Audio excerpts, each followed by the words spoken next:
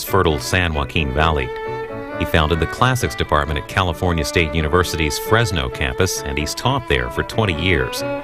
He's written 15 books on a wide range of subjects, from education to immigration to the war in Iraq. And for the next 3 hours, call in and talk to Victor Davis Hanson, the author of Carnage and Culture, Who Killed Homer, Ripples of Battle, Mexifornia, and his new book, Between War and Peace, on In Depth. Victor Davis Hanson, are you a war historian who focuses on the classics or a classicist who writes about war? I don't know anymore. I started off as a classicist who wrote about war, and now I'm trying to, I think, write more about military history. Classics is a wonderful background to start off from because it poses issues and it gives you a philological approach, but I think it's good to expand beyond it. Define classics. Classics is formally the philological study of Greek and Latin, and from that you study archaeology, history, literature, study of ancient coins, papyrus, but it's essentially based on the mastery of the Greek and Latin languages. And where is it studied today? That's a good question. It's studied in about 10 or 12 major research universities that offer PhDs, and then there's about 4,000 to 5,000 or 6,000 classicists who offer beginning Latin, beginning Greek at undergraduate institutions. And there's about 600 people in the United States a year major in it. Not very many, but a lot more people minor and take courses in it. How has your work in the classics influenced your current writings about the war? I don't think I would write the way I do if I hadn't been a classicist. I think theoretically or ideologically, this idea that Greeks had, especially the Greeks, have a tragic view of the world, that there's certain limitations within the human experience.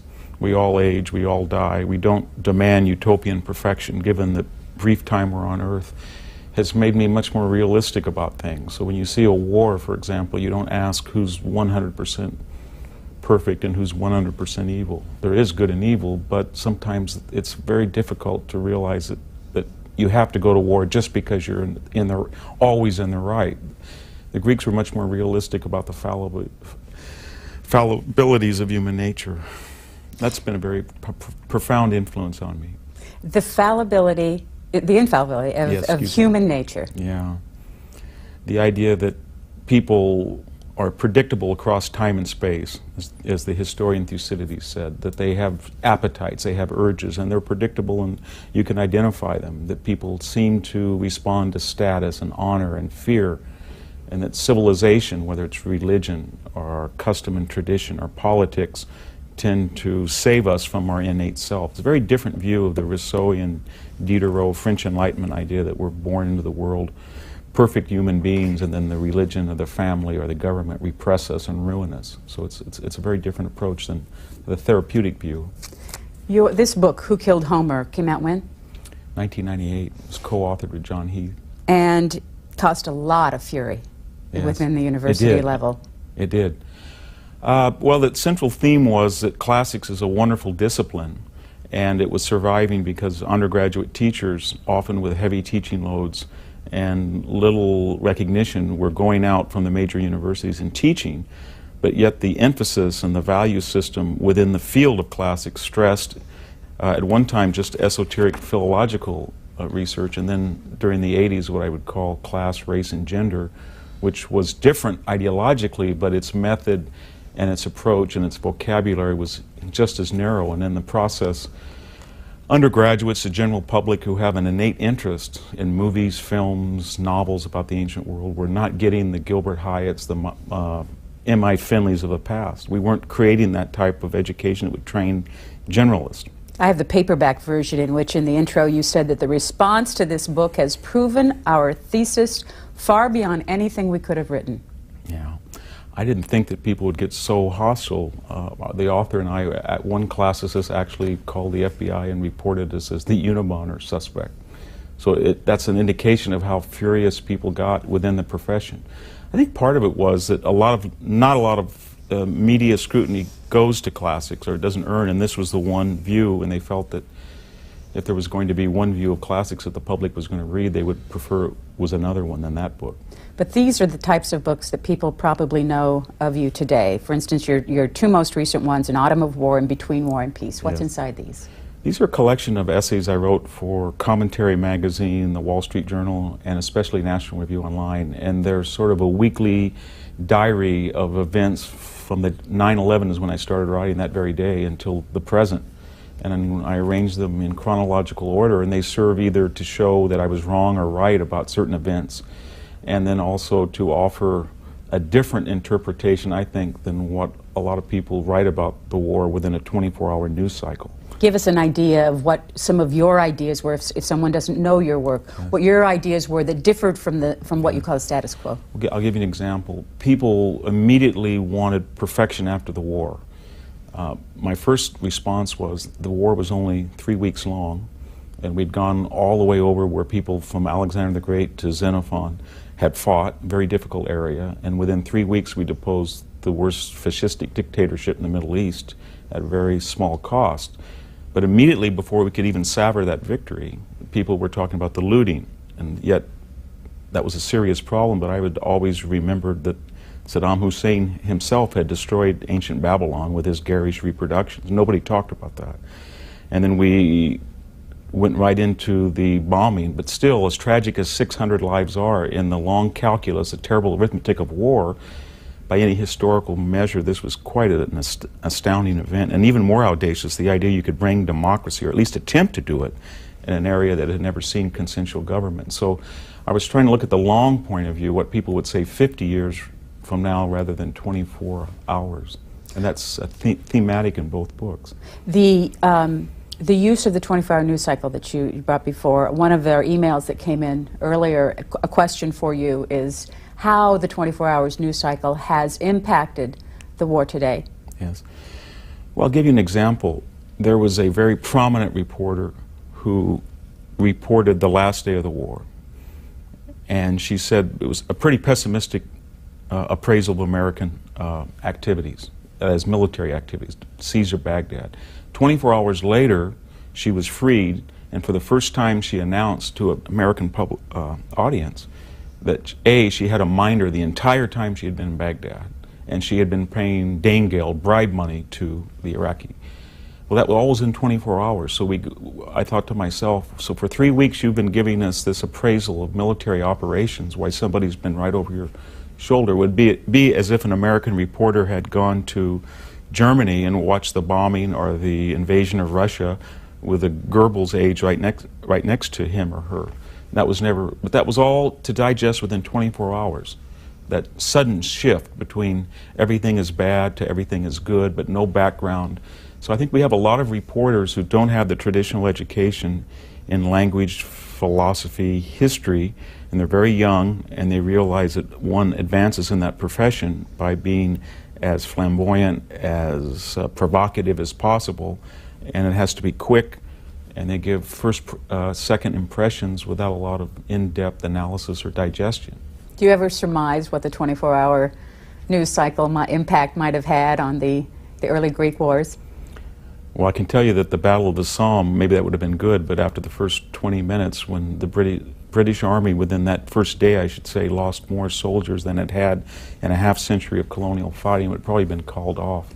I think the Battle of Marathon, people would have thought it would have been, everything would have been disastrous because the Athenian men will crack for a minute before they swarmed. And I can just imagine a CNN reporter saying, the Greeks' middle has cracked, we're all through, just before the wings surrounded the Persians. It's better to just step back for a day or two and then try to draw on resources other than just psychology, sociology, or journalism to make sense of these complex issues. Besides that, you also have shown a great interest in immigration issues coming out. This Mexiphonia, a state of becoming. Were you working on this when 9/11 happened? No, no. Where were you? I wrote an article for City Journal for editor Myron Magnet, and a fellow at Encounter Books that I'd never really, I'd worked with the paperback of Who Killed Homer, but Peter Collier called me and said, I'd like this, would you write a longer essay? We don't want a wonkish immigration scholarly study, we don't want just a memoir, combine the two. And because I live in an area that's been changed radically by illegal immigration, and my family's multiracial, and I teach mostly minority students, I tried to write what this very strange transformation has done to California And one of the themes of that book was it's not quite like the Italian or Irish immigrations of the 19th century. Once again, you created a furor. It did. I had no idea it would come out during the California recall election. And all these issues about driver's license for illegal immigrants and things like that the book got caught up in that. Have you changed any of your thoughts about immigration in listening to any of the response to Mexifornia? No, I've been more sure that illegal immigration is a unique problem that we haven't quite had at this magnitude, and that what we really do need is more assimilation, more intermarriage, more of the melting pot, less of the salad bowl, a measured and legal number of immigrants coming from Mexico, and some fairness vis-a-vis people from the Punjab and Korea or Philippines who are trying to get in. And I think we could do it. We could go back to the paradigm of the 1940s or 50s when Mexican-American people came legally, they came in measured numbers, and they were assimilated. And the proof of the pudding is that generation of 45 and above is quite successful. Back to, you mentioned where you come from. Yes. Fresno, or outside of Fresno. 16 miles south of Fresno in a little town called Selma, and then I live about 3 miles southwest of Selma. Where, and what's the circumstances? I live on a family farm that my great-grandmother, Luciana Davis, homesteaded in about 1872.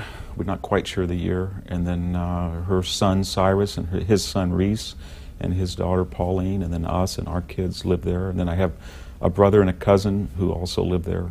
We have some of the video from your area. Yeah. Talk a little bit about what's here and what your history was of it, how it's impacted your writing. Well, it's a world that is mostly gone now. It was a world of small tree and vine farmers, 40 acres, 20 acres, much different than the west side of California. It was corporate agriculture.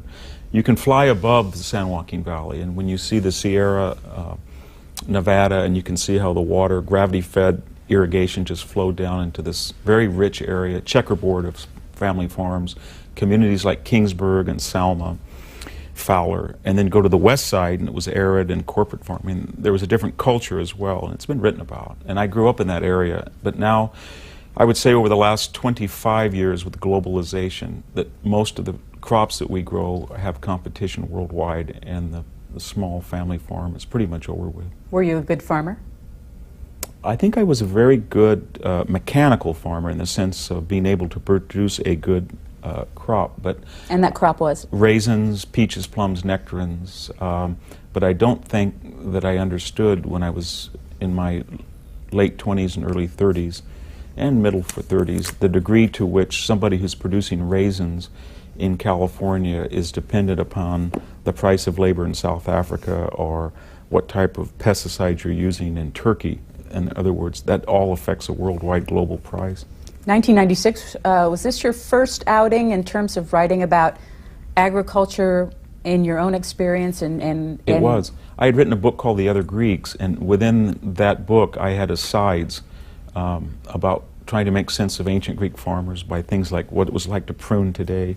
And the editor of that book, Adam Bell, encouraged me to just expand on that.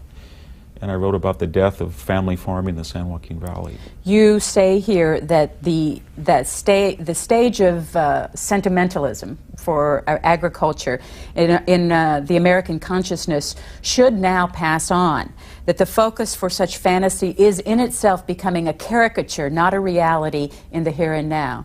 Yeah. So you're not a sentimentalist about this? No, that's why people got very angry about that book, because look, there's only about 1% of American population still is, by any stretch of the imagination, a family farmer. And then I had one of the themes that got people, I think, angry, and perhaps rightly so, is that the forces that destroyed family farming were in some ways radically democratic. When I saw HUD housing going in, and I saw Walmart and Kmart, and I saw the people who were immigrating from Mexico, for example, who wanted cheap housing and they wanted the aspirations that everybody else had and cheap goods and services. The irony was that big government and big multinational corporations provided that.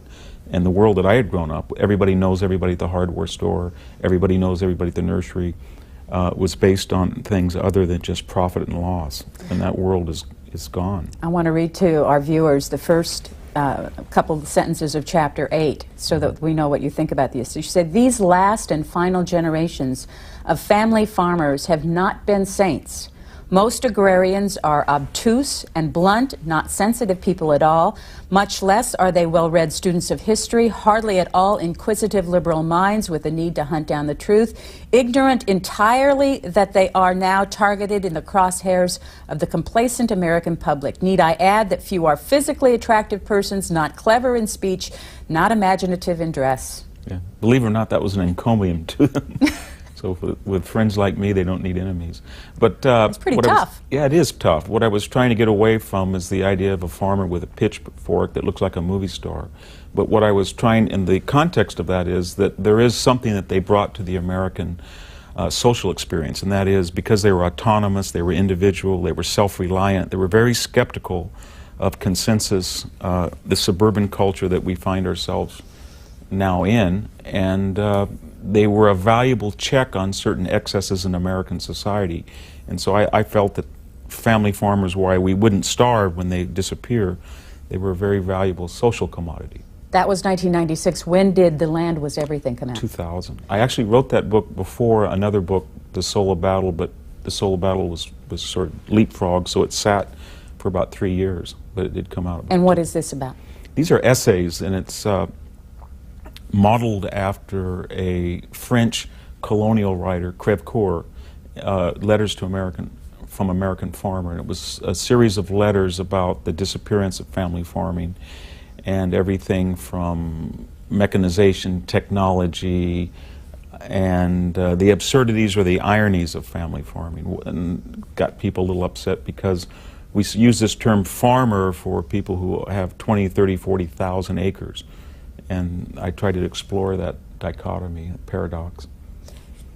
Where did your first farming experience in this country start in terms of your family, and what years? My family? How far do we have to go back in generations for this? In 1870, my great-grandmother, who left the South, came with her son on the newly opened railroad, and they pitched a tent near a pond. And there was no town of Selma. There was no town of Fresno, and they began to plant muscat vines. And then I had also a Swedish great-grandfather at the same time, 10 miles away. They'd come from Sweden and did the same thing. So we had 2 farms. And so pretty much from 1875, 1880 until the present, both sides of our family had been doing raisin farming and tree and peach, nectarine. We showed our viewers a picture of Lucy Annan. That was the matriarch, you said. Yes, it was. And then we also have a picture of Reese Davis. That's my maternal grandfather. He was born in 1890 in the same house that I lived. I remember him very well. He was a very profound impression. One of the reasons I got into classics was that his worldview, he was almost like a Roman Cato type of figure.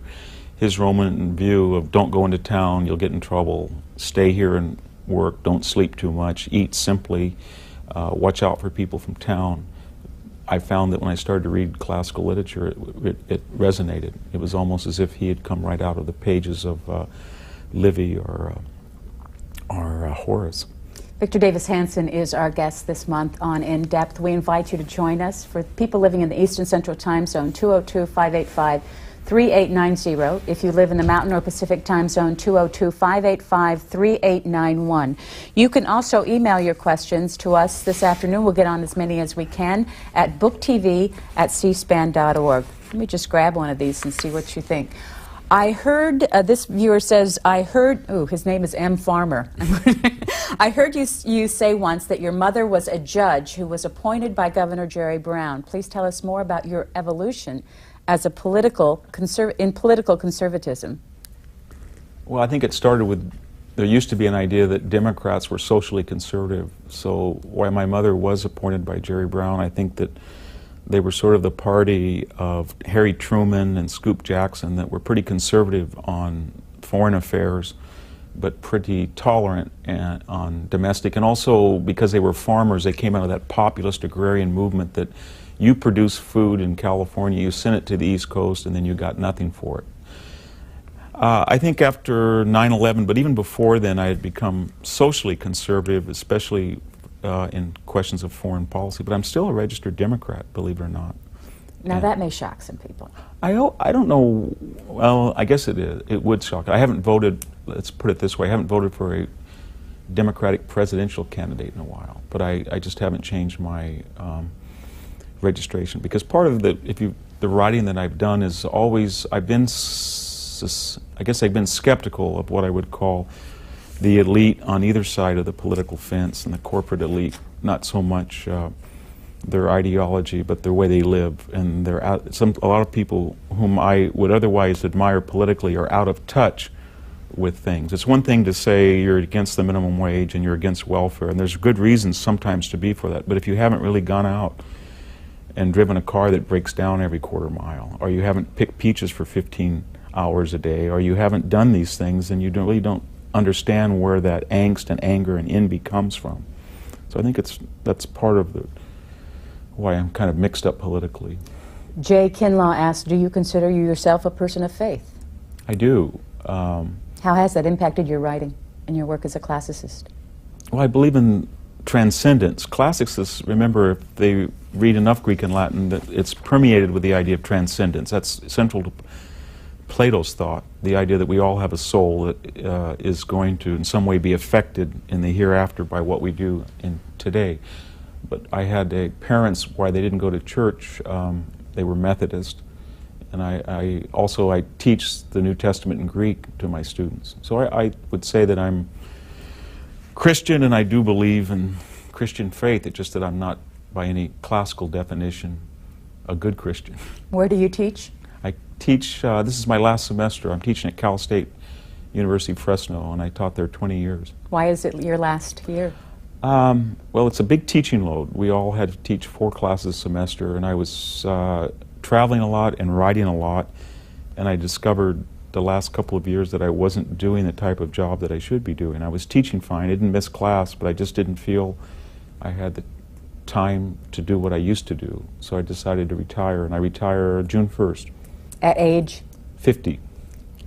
Now, in one of your books you talk about in 1984 that you had lost money as a farmer. A lot of money. A lot of money. Yeah. And this is the same man who this year got a $500,000 advance to write his next book on the Peloponnesian War. The LA Times says it's the largest advance for a classic book on classics. Oh, no, it's not. No? No. Donald Kagan always beats me on advances, and everybody knows that. But we got 20 years here where major It's a shift. difference, but you know, when somebody says this large number, they don't ever ask you what the terms of it. It's over 5 years, and there's a large agent's fees, of course. But I was very lucky, and it's a military history of the Peloponnesian War, but a very different one. What would it be like to fight the Peloponnesian War? And I'm trying to suggest to modern readers that it's not some distant war between a ship and a ship. It was more like Lebanon, or more like what we see in Afghanistan, a 27-year-long asymmetrical war. And I have chapters with titles like Plague, the War Against the Land, Armor, Ships, Terrorism. So it's trying to recapture the experience of what the average person went through during that awful 27 years. Whether your interest is agriculture or classics or the current war in Afghanistan, you can find something that Victor Davis Hanson has written about it. You can go to our website and get the whole list of his books. It's www.booktv.org. First call for Victor Davis Hanson is from Chattanooga, Tennessee. You might make for changes in public education. What would you recommend in changes in public education? Well, I think that there's only we're in a zero-sum game. There's only so many hours that students have. And I can tell you that the education that my grandparents got at 8th grade was comparable to the one that I got at high school. And the one that I got at high school 30-some years ago is comparable to the one that people are getting at a BA level. And why is that? And it seems to me that the fundamental core that imparts knowledge, literature, language, history, biology, mathematics, has been drowned out by a therapeutic and often sociological curriculum. Kids are imbued with everything from drug education to sex education to fire prevention to self-esteem, and there's simply not enough hours in the day for the students to get those fundamental core tools, whether it's grammar and syntax, and we don't teach the way we should. We don't have students get up and give impromptu lectures and critique them on the basis of their vocabulary, or we don't have them write repeated essays or take dictation, oral dictation, so that people can assess their efficacy at grammar. So the way that we teach, what we teach, has created people who are certified, but not in the classical sense educated. Jay Kinlaw writes, what guidance can you give a young man planning to enter a graduate program in classics in the fall of 2004? Are there specific areas of study you would recommend to someone with a vague yet persistent interest in things classical? I would. I think that there's whole areas of the ancient world that right now late antiquity has been very popular, and also Athenian democracy. But I would suggest that people look at, I mean, the Greeks, there were 50,000 square miles in mainland Greece, and perhaps 2.5 million people, and they all didn't live in Athens. So we almost know nothing about what the Theban army was like, or what politics in Corinth were like, or what it was the ideology of a Messenian helot.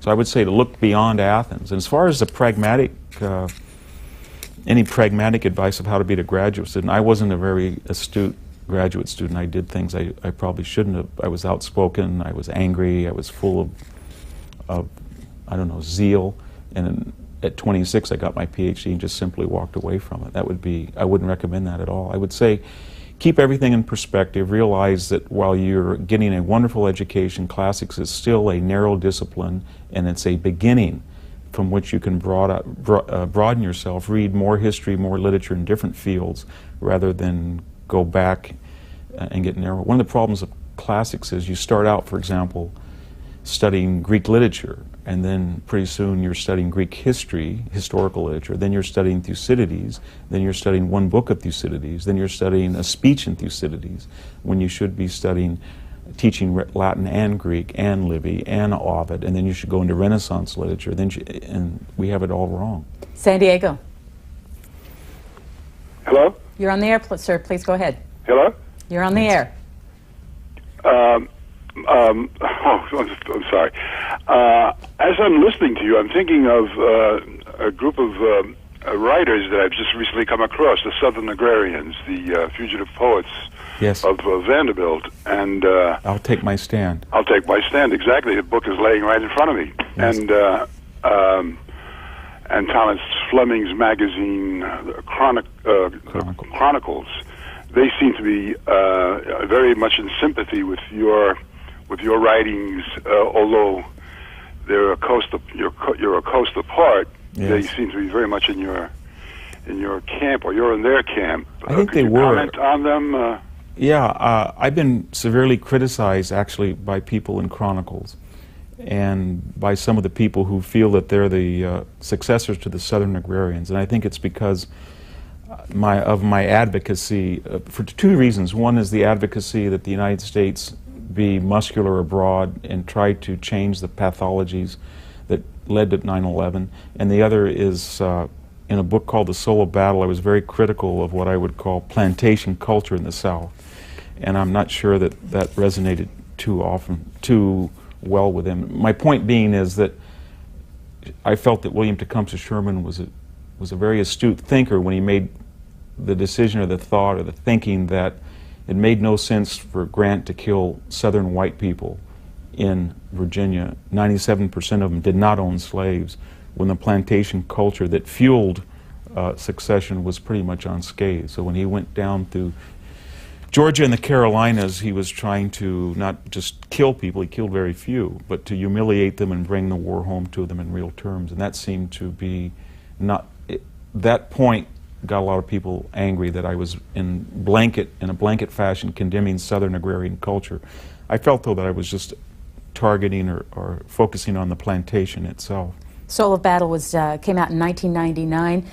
You mentioned Sherman, but yes. Who were the other two people? I looked at three generals. One was an obscure Theban named Epaminondas, who liberated the Helots, and I'm writing a historical novel about that right now.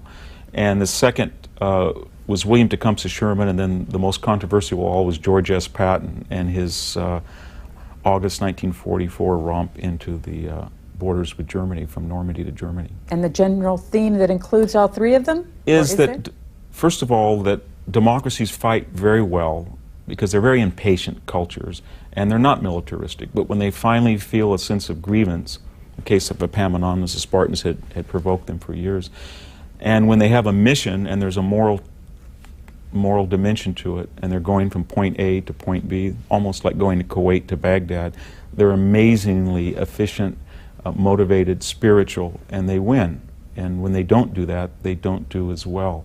And the other theme was that we had this tendency in democracies to be very suspicious of what I would call militaristic people, people who talk about the necessity of war. It's very hard for complacent, affluent, leisured, democratic societies to think these people would be in our midst, but yet in our hour of peril, an Epaminondas or a Sherman or a Patton come and save us, and then of course when the war is over we either put them on trial or we relieve them of command, or we find what they say or what they do to be odious after we have that luxury of peace.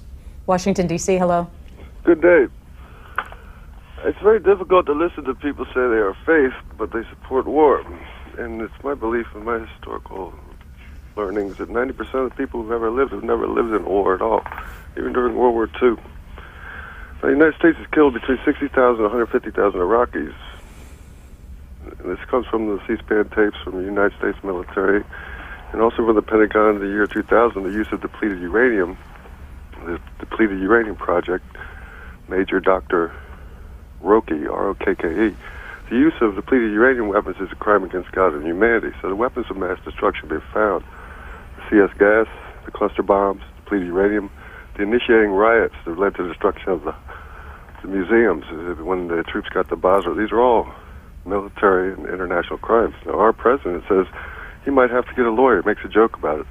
He also said in August 2002, I am the President of the United States. I don't feel I have to answer to anyone.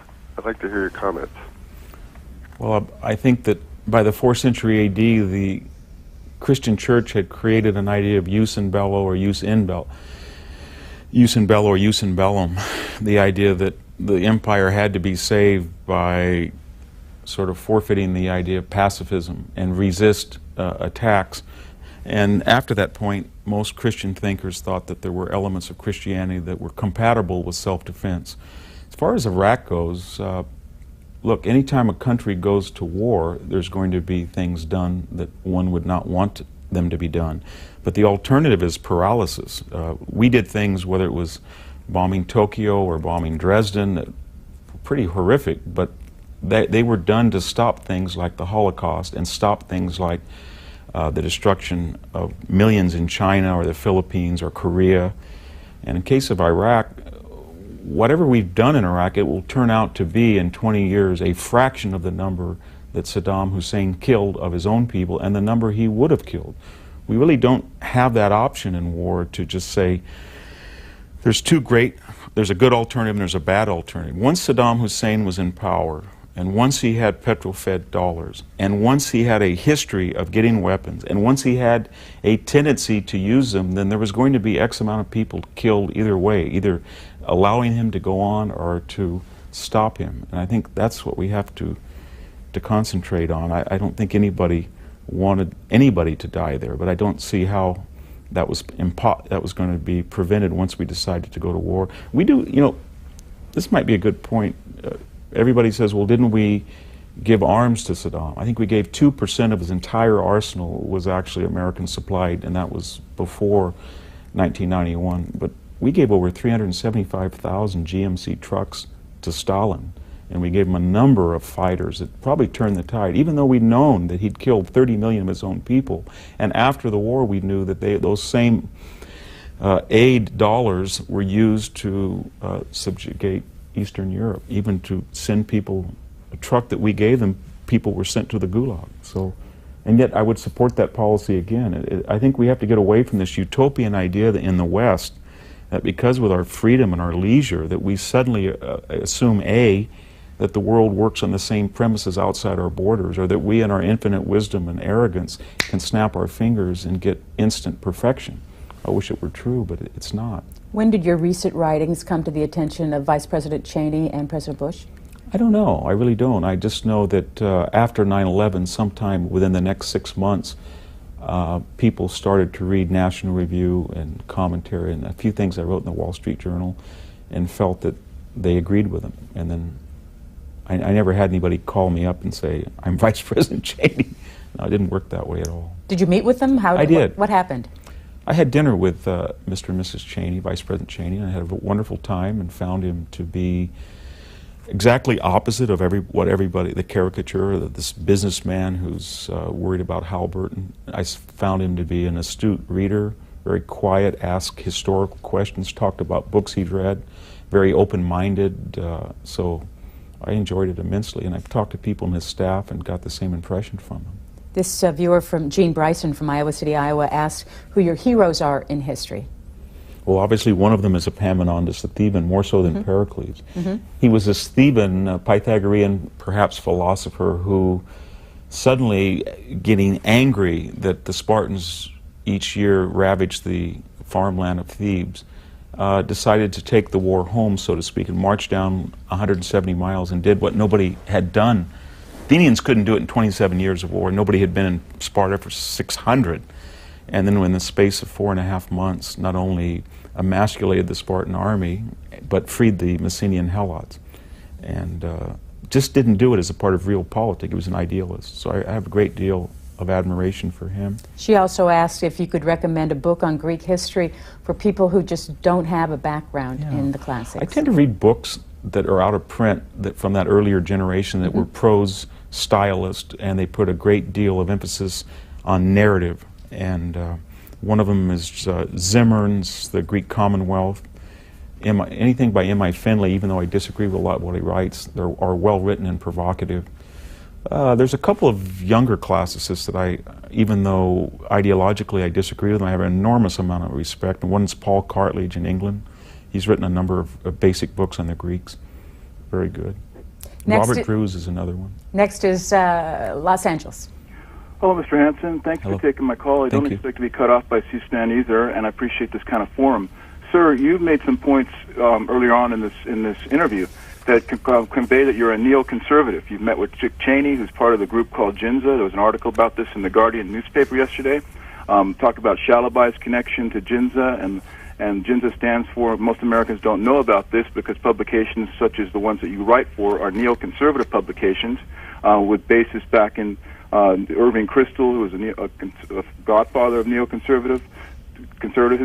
If you look at the Jewish Institute for National Security Affairs, Dick Cheney, who you just mentioned you met for dinner with, and his wife, is associated with Ginza. You can read the article by Jason Vest for The Nation magazine, The Men from Ginza and CSP. How many times have we seen Jason Vest interviewed on C-SPAN? Going back to the Guardian article from yesterday, Armand Chalabai, the darling of the neoconservatives, who Richard Pearl is also associated with the Jewish Institute for National Security Affairs and the Project for the New American Century.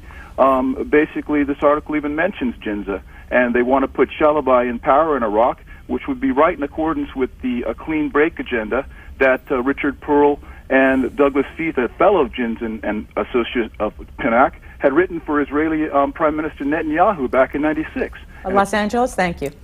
You know, I'm really skeptical, with all due respect to your question, about this idea of a neoconservative, read Jewish Likud party conspiracy. I've met some of the people that the caller referred to, but I've never heard in any of these discussions that there was an Israeli agenda. People who are forming American foreign policy right now, Donald Rumsfeld, Colin Powell, Condoleezza Rice, George Bush, Don Rumsfeld, are not Jewish. And it's funny that I grew up with these conspiracy theories about particular cabals that were influencing unduly the American foreign policy, and they were always from the conservative and the political right. One of the greatest intellectual transmogrifications of my time has been sort of the Guardian, the European newspapers, but people on the left here who now have embraced conspiracy theories. Neoconservative, and I'm not a neoconservative that I know of, just means a new conservative. As I understand the term, it means people who were for civil rights and are pretty liberal in the social context, are conservative as far as foreign policy, and they understand they have to deal with the world as it is rather than the world that they would like it to be. And they're objects of criticism, not just on the left, but also on what I call the traditional right or the paleo right. So we have this word that's been demonized, neoconservative, and I really don't know what it means. But I'm afraid that, unfortunately, we have a new, I say this as somebody who never met a Jewish person until I was 18, where I sense it, a new anti-Semitism on the left that is much more dangerous because it's where we don't think it would naturally be. And it's given a pass, and people don't speak out against it, and we should, especially in Europe. Have you written about that? I have. I've written a couple of columns by that. And because people obviously don't think I'm Jewish with the name Hanson, sometimes when I'm in discussions, people will say things. These are educated people about Israel or about Jews in such a way that are obviously anti-Semitic, and it's almost always from people on the left now. Whereas when I grew up, I heard it from farmers who were angry. Let's say they didn't get $8 a box, and they said it was because a bunch of Jews on the East Coast had rigged the market. I don't hear that anymore, but I do hear it from the left. It's very strange that the left on the universities and a little bit in the media has been able to look at questions in the Middle East, and rather than using the liberal tradition of saying there's some gender apartheid, autocracy, even fascism, anti-Semitism that come out of a lot of the media in the Middle East, they have almost taken that cause and blended it into the so-called other in the United States and really given them a pass on that. You're watching In Depth, and our guest this month is Victor Davis Hanson, author of many books, 15, going on 16? Going on 16. And that will come out when? Well, it's the due date for it's a book called A War Like No Other, and Robert Loomis, the editor, who's one of my heroes that I just met in New York recently, I'm going to get to him on Labor Day. I broke my arm, so it's hard to type with one hand. Hamilton, Massachusetts. Yeah.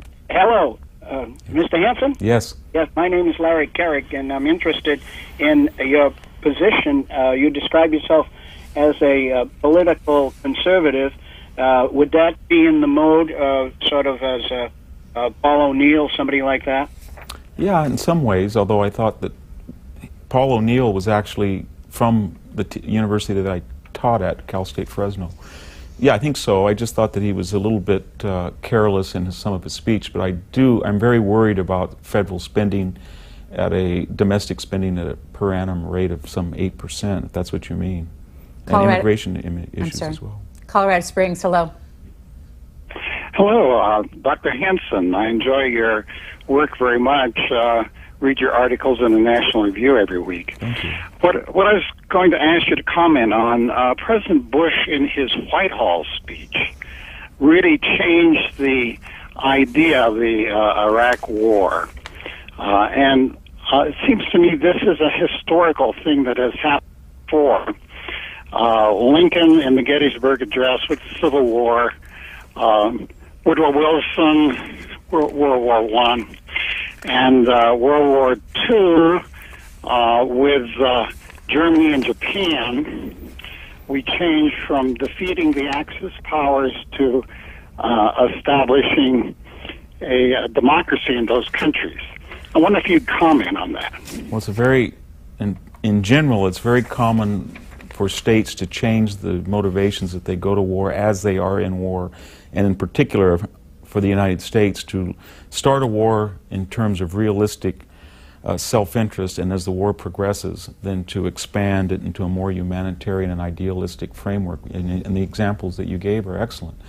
I don't think that I would have privileged weapons of mass destruction, and I wrote that simply because this was a country that attacked 4 of its neighbors, had tried to assassinate a president of the United States. It was costing about $12 billion a year in no-fly zones. We were occupying 2/3 of its airspace, and was using petrol-fed dollars to obtain an arsenal. So there were other reasons after 9/11 where we didn't have a margin of error. And I think that one of the ironies of war throughout history is that perhaps he may not have the arsenal that President Bush said he did, but the irony about it is that suddenly Libya is revealing that it may have had even a bigger arsenal than Saddam Hussein did, and now we learn about the nuclear roguery in Pakistan and even Iran. So where we in the United States are obsessed with weapons of mass destruction were not a part of the casus belli, people abroad actually tend to agree that they were, in fact, integral to the reason we went in and want to come clean.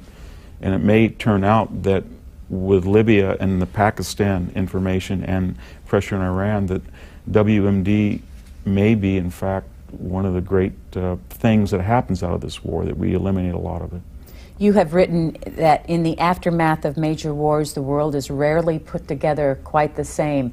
And I quote that in asking you a question from one of our viewers, Peter Parrish, host of Washington, D.C. He says, in your view, how will we know when we've won the global war on terror? Well, I've written that I'm not sure that we're in a war against terror, a war on terror, because we were never on a war against kamikazes. They were suicide bombers. We were never in a war against submarines. There was a submarine war, but it was German submarines. So we are at war with people who employ a method, terror, and it's an asymmetrical method because to fight a conventional war would be suicidal. And who are those people? Where they are the Al-Qaeda terrorists who use Afghanistan as a sanctuary, and they are people who were familiar with Saddam Hussein and the autocracies in the Middle East, whether it's Abu Nadal or Abu Abbas that were in Baghdad. So where are the rest of these people? Why doesn't bin Laden suddenly come forward? Well, obviously there's areas in Pakistan, there's sympathy in Iran, there's sympathy in Lebanon, there's sympathy in Syria. All of these don't have to be addressed with a conventional military war necessarily, but we will not defeat the menu that creates this Islamic fascist terrorist response to us unless we address those countries. Libya is one way we can address it without going to war against Libya. And what's the larger problem? The larger problem is in a society that's autocratic, in a society where half the women are not participating, where there's high levels of illiteracy, there's state-controlled economies, there's censorship, a lot of the frustrations of these high birth rates, people express this tension, this frustration, only in specific ways. It's routed in state-controlled medias to us, the Americans, and to Israel in the form of anti-Semitism. And how do you then stop people, stop that formula? And it's very difficult, but I think one of the ways you do is you make it clear that there's not going to be any more 9/11s militarily, and then intellectually and spiritually and ideologically you push for reform to allow a democratic consensus. As a military historian, I can't think of a democracy who fought another democracy since 415 BC when Athens invaded Syracuse. It's very rare. In Civil War, the South had a parliament, so did the North and the Boers and the Victorians, but other than that, it's pretty rare that a democracy will invade another democracy. Well, then, following up David Kelsey's email from Connecticut, can you think of a case in history when during a war a nation willingly changed leadership to an anti-war leader? Willingly, that's a key Willingly. point. Well, we know that Mussolini was deposed, and the Italians sort of flipped like that, and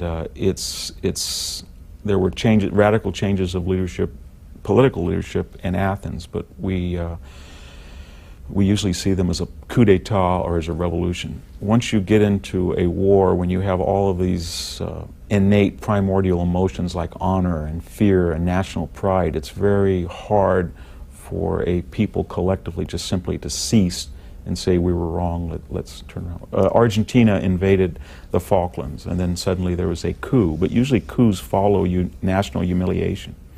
Harrisburg, Virginia, hello. Yes, thank you. I'll try and keep this brief. I'd like to thank Professor Hanson. His talk at the Garden Fig bookstore that you aired on C-SPAN for Carnage and Culture was really helpful after September 11th, especially after a really dark and dreary speech that I'd seen Wesley Clark give not that long beforehand. And I was wondering if Professor Hanson could tell what books he would think were the most influential or on his writings, or that he would recommend that people would read. On the question of 9/11? On any question. Oh. Well, I'm a pretty eccentric reader in that sense, but I like large narrative histories. Gibbon, Prescott, books on World War II. I'm a big fan, obviously, of John Keegan, Martin Gilbert, anybody, Simon Schama, Donald Kagan, Stephen Osmond, anybody who has that narrative ability to take complex issue and present something in engaging prose, and that's not just captivated or caught up or prisoner of footnotes and small esoterica. So I try to go back and read the grand tradition that starts with Thucydides of prose narrative in history. Bernard Lewis, I think, did the country a great benefit by bringing out some of his earlier works. That's been one of the strangest intellectual odysseys that I've seen, because when I was a graduate student he was considered eccentric because he deliberately and quite courageously stood apart from what I would call the Middle East studies consensus that was based on problems in the Middle East were a result of colonialism or racism or imperialism, or even more charitably U.S. realpolitik and just looking to pump oil and keep communists out. But he, I think, developed this thesis that there were intrinsic self-inflicted problems in the Middle East that I think was very valuable for all of us to read him. The viewer mentioned this book, Carnage and Culture, Landmark Battles in the Rise of Western Power, yes. 2001? Yes. Came out a month before 9/11. Mercer Island, Washington. Hello. Hello, Mercer Island. Go ahead. Yes. Professor Hanson, you just raised Gibbon. And one hears these days, including from Robert Bork and others, about a decline in our culture, American culture. Do you see similarity to the decline and fall of the Roman Empire and what's happening culturally, not necessarily militarily, in the United States these days? I think I do. I think this young, bright historian who's much in vogue now, Neil Ferguson, has made this. He's a Gibbonesque in his interpretation of history. Look, 30 years ago, military spending was about 70% of the budget, and 30% was social spending. Now that's completely reversed, and we have about 70%, and we're down, and 30% is military. Not GNP, but actual budget dollars. And yet people, the more that we spend on social programs, the more appetite is created for more social programs. That's a very Roman phenomenon. As a military historian, it just baffles when you look at these late battles of the empire, Adrianople or Chalon, why it is that a country, an empire of 70 million people and over 1 million square miles can't stop the Vandals or the Visigoths or the Ostrogoths, when during the Republic, say in the years 218 to 216 BC, they lost in the aggregate probably within 24 months 150,000 legionaries, 600 a minute cani. I think the difference is that 600 years earlier they knew what it was to be in this very small Italian rural countryside. They knew what it was to be Roman. They were proud of it. They didn't think it was the best thing in the world, but they realized it was better than the alternative. And 600 years later they did not know what it was to be a Roman. They looked at Rome for different reasons. And when that happens in history, there's no insurance, there's no golden rule that says any society gets insurance to continue, and they just simply were not as they were. Jim Klein of San Francisco then asked the question a little bit about what it was like in the Greek and Roman empires. Specifically, he wants to know how the judges were chosen. What was their authority? How were the jurors chosen? Yeah. And comparing that to today. Well, that would take all day to answer, yes. Because the legal system at Sparta and Athens was not only different than Corinth, but different over the centuries, but just and same is true as Rome. But Athens, remember, this idea of an independent judiciary as part of a constitutional framework that can overturn laws would be completely not only foreign to a Greek, but repellent. They were popular juries that were people were actually paid. These are the people who executed Socrates, for example. So there was a majority vote of jurors, and there wasn't what we would call a district attorney. There would be an advocate, a personal advocate. Somebody would bring a charge against any citizen, and then he would defend himself, and then there would not be rules of evidence necessarily, and people would vote. And it's probably the closest thing that I can think of in political terms to pure democracy. There's never been anything like ancient Athens before or since, and a lot of people, it scared the Dickens out of political philosophers, including our founding fathers, that on any given day, for example, in the legislative branch, you could vote in 427 to execute all of the people, basically all of the males at Mytilene on the island of Lesbos, and then change your mind the next day and send another trireme and say, no, just kill 1,000 of them, but not everybody. And the judges themselves in ancient Athens? Yes, well, there was judges in the sense of archons, but these were more, there's no sense of a person who is a professional judge for life, who is given certain prerogatives, responsibilities, and protections from politics.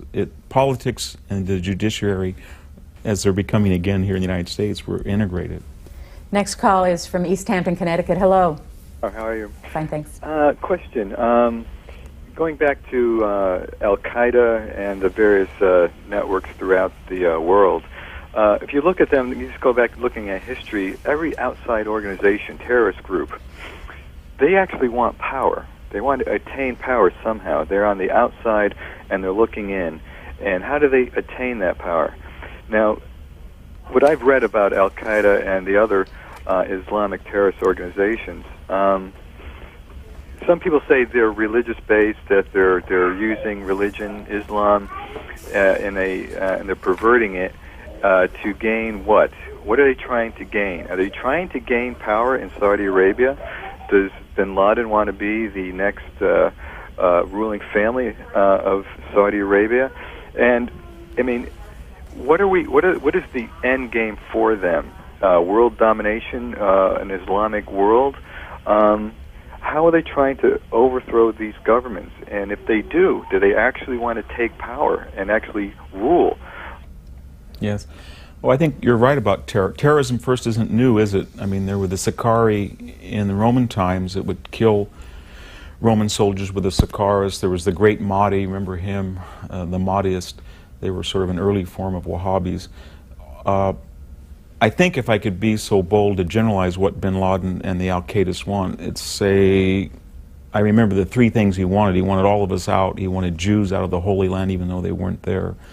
And he wanted an end to what I would call westernization, globalization, that was eroding the power of the patriarch, the mullah, a very hierarchical society, male-centered society, based on being male and being aged.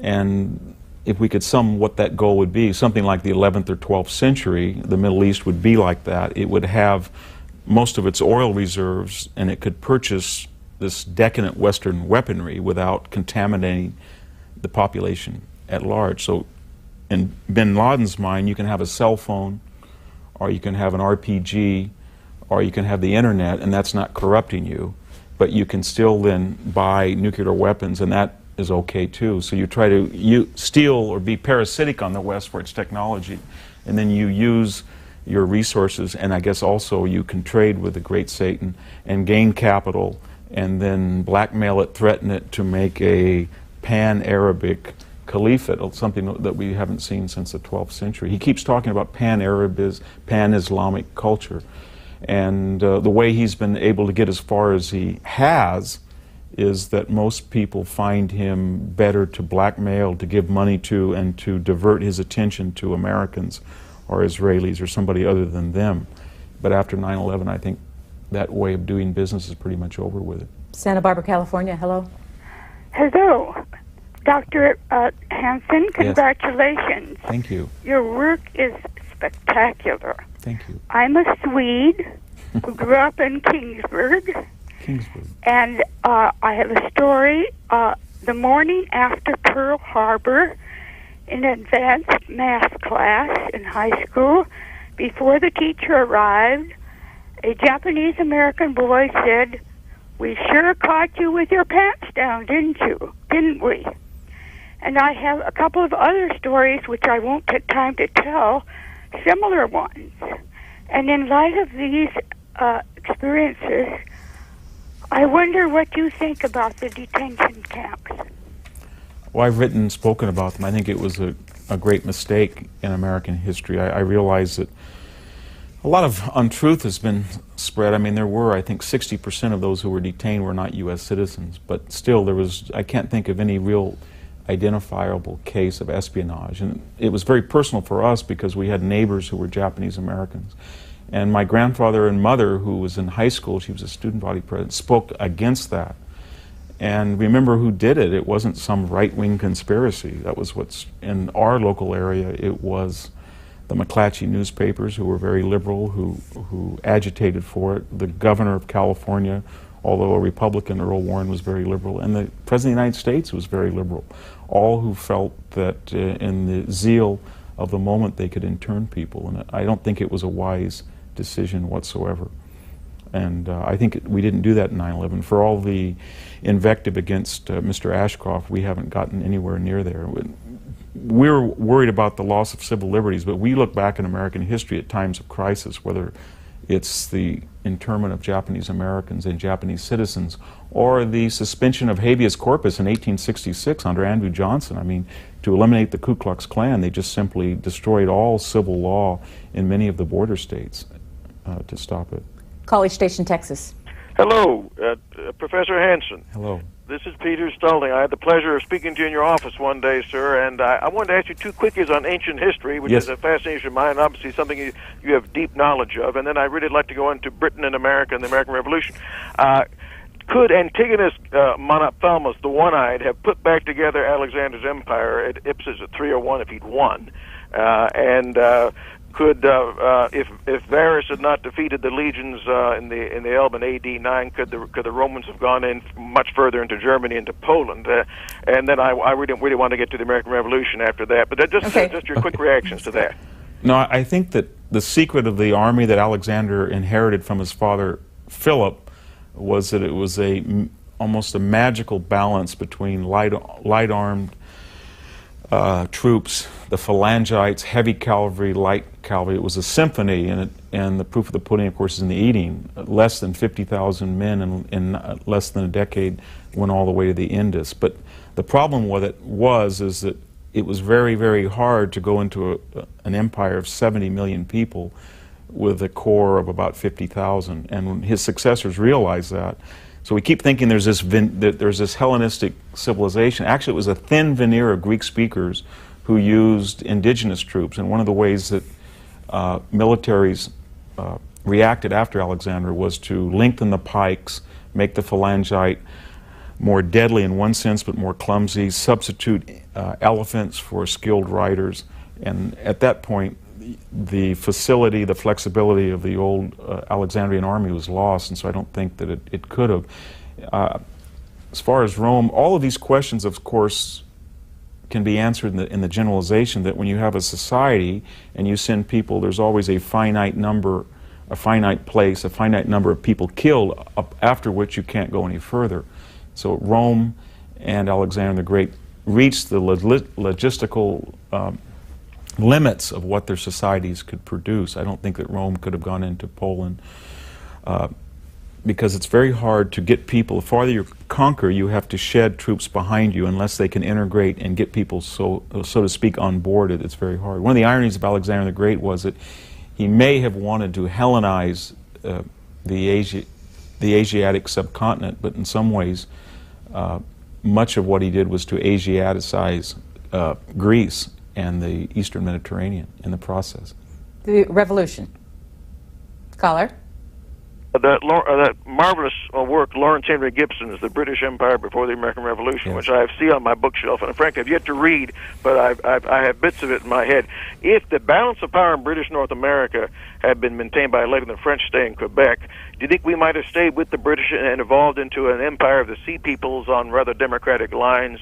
And can you see perhaps some tendency of ours to keep this special relationship with the Australians, Canadians, New Zealanders, and of course the British? Yeah, let me answer the second question. One of the things that came up after the 9/11 crisis was that we really re-emphasized our ties with British-speaking peoples in Britain and Australia, not so much in Canada and New Zealand. They are more European in their political system and their outlook. But I just got back from Australia, and there's no doubt about it that there's a great new affinity between Australians and Americans and British and Americans. I don't know what the historical roots of that are, other than what's the banal answer that we have these common ties. But all that being said is, I really do believe there's something exceptional about the American Revolution that makes our society today more dynamic than, say, Canadian society or British society. And it's this idea of liberty and freedom and individualism turned loose, and self-initiative. And I think that the idea that America can be this vast multiracial society where people from all over the world can come and have no natural affinities by the way they look or the particular God they worship or the particular way they speak, but be united by English and common values. There's never been anything like it. And it's the great experiment in Western and indeed world civilization. And we should always keep that in mind because it's a fragile creation. Out to the West Coast again, this time to Anaheim. Hello. Hello, Professor. I've got a couple of questions. Okay. First of all, you mentioned earlier about after terrorists that there was a continuum, and I'd like for you to mention what that would be, because I'm a little bit confused on that. There's been some depth about moving up the step of conventional war. The second question is, what would be the consequences of an immediate abandonment of Iraq? For instance, if we had a political change and we just left. Yeah. Well, we've done that before, haven't we? We left in Haiti, and we left in Afghanistan after we supplied weapons to stop the Soviets. And although everybody's worried about this world occupation, it seems to me that every time that we've left abruptly after a military confrontation, Haiti or Afghanistan, or look at 1991 Saddam, when we decided not to go to Baghdad, and perhaps 50 to 100,000 Kurds and Shiites were killed. So if we were to leave abruptly, and I'm not sure that that's impossible, I think a lot of people would advocate that. I think you would see something like Rwanda or something like the Balkans, and you'd have very inept UN control over it. So I think it's very, very important that we stay there and stay there to finish the job of constitutional government. And I think if we do that, 50 years from now, people will say this is America's finest hour. I didn't hear the first question. Whether there was a continuum. I'm sorry, I don't remember either. Yeah. Caller, sorry, I really apologize. Next is Baraboo, Wisconsin. Yes, Professor Hanson. Being a professor, I'm wondering if you find that there is credence to the theory of widespread liberal indoctrination in the world of academia? That's a very common question, and in one sense there is, of course, because if you look at, say, the votes of the academic senate, I tallied some up about the Iraqi crisis, and I think it was 90-0, 85-4. Anytime an academic senate of a major California university, for example, weighed in on something they really don't have any control over, but as a voice of conscience, they were so one-sided as it was not even believable. What is an academic senate? An academic senate is the governing body of a university that's made up by its faculty representatives. And you would think that if the general public was 55-45 or 60-40, then that might be approximated in a university, not to be 99%. And there's other mechanisms that we can detect that. What sometimes faculty identify themselves as Republican or Democrat, and it's about 80-20 in all the surveys I've read. So is there an indoctrination? Well, it doesn't mean that just because somebody's very liberal that he's going to take those views into his classroom and try to indoctrinate people, but there's a greater likelihood that if somebody is already predisposed to do that, they will do a liberal indoctrination rather than a conservative.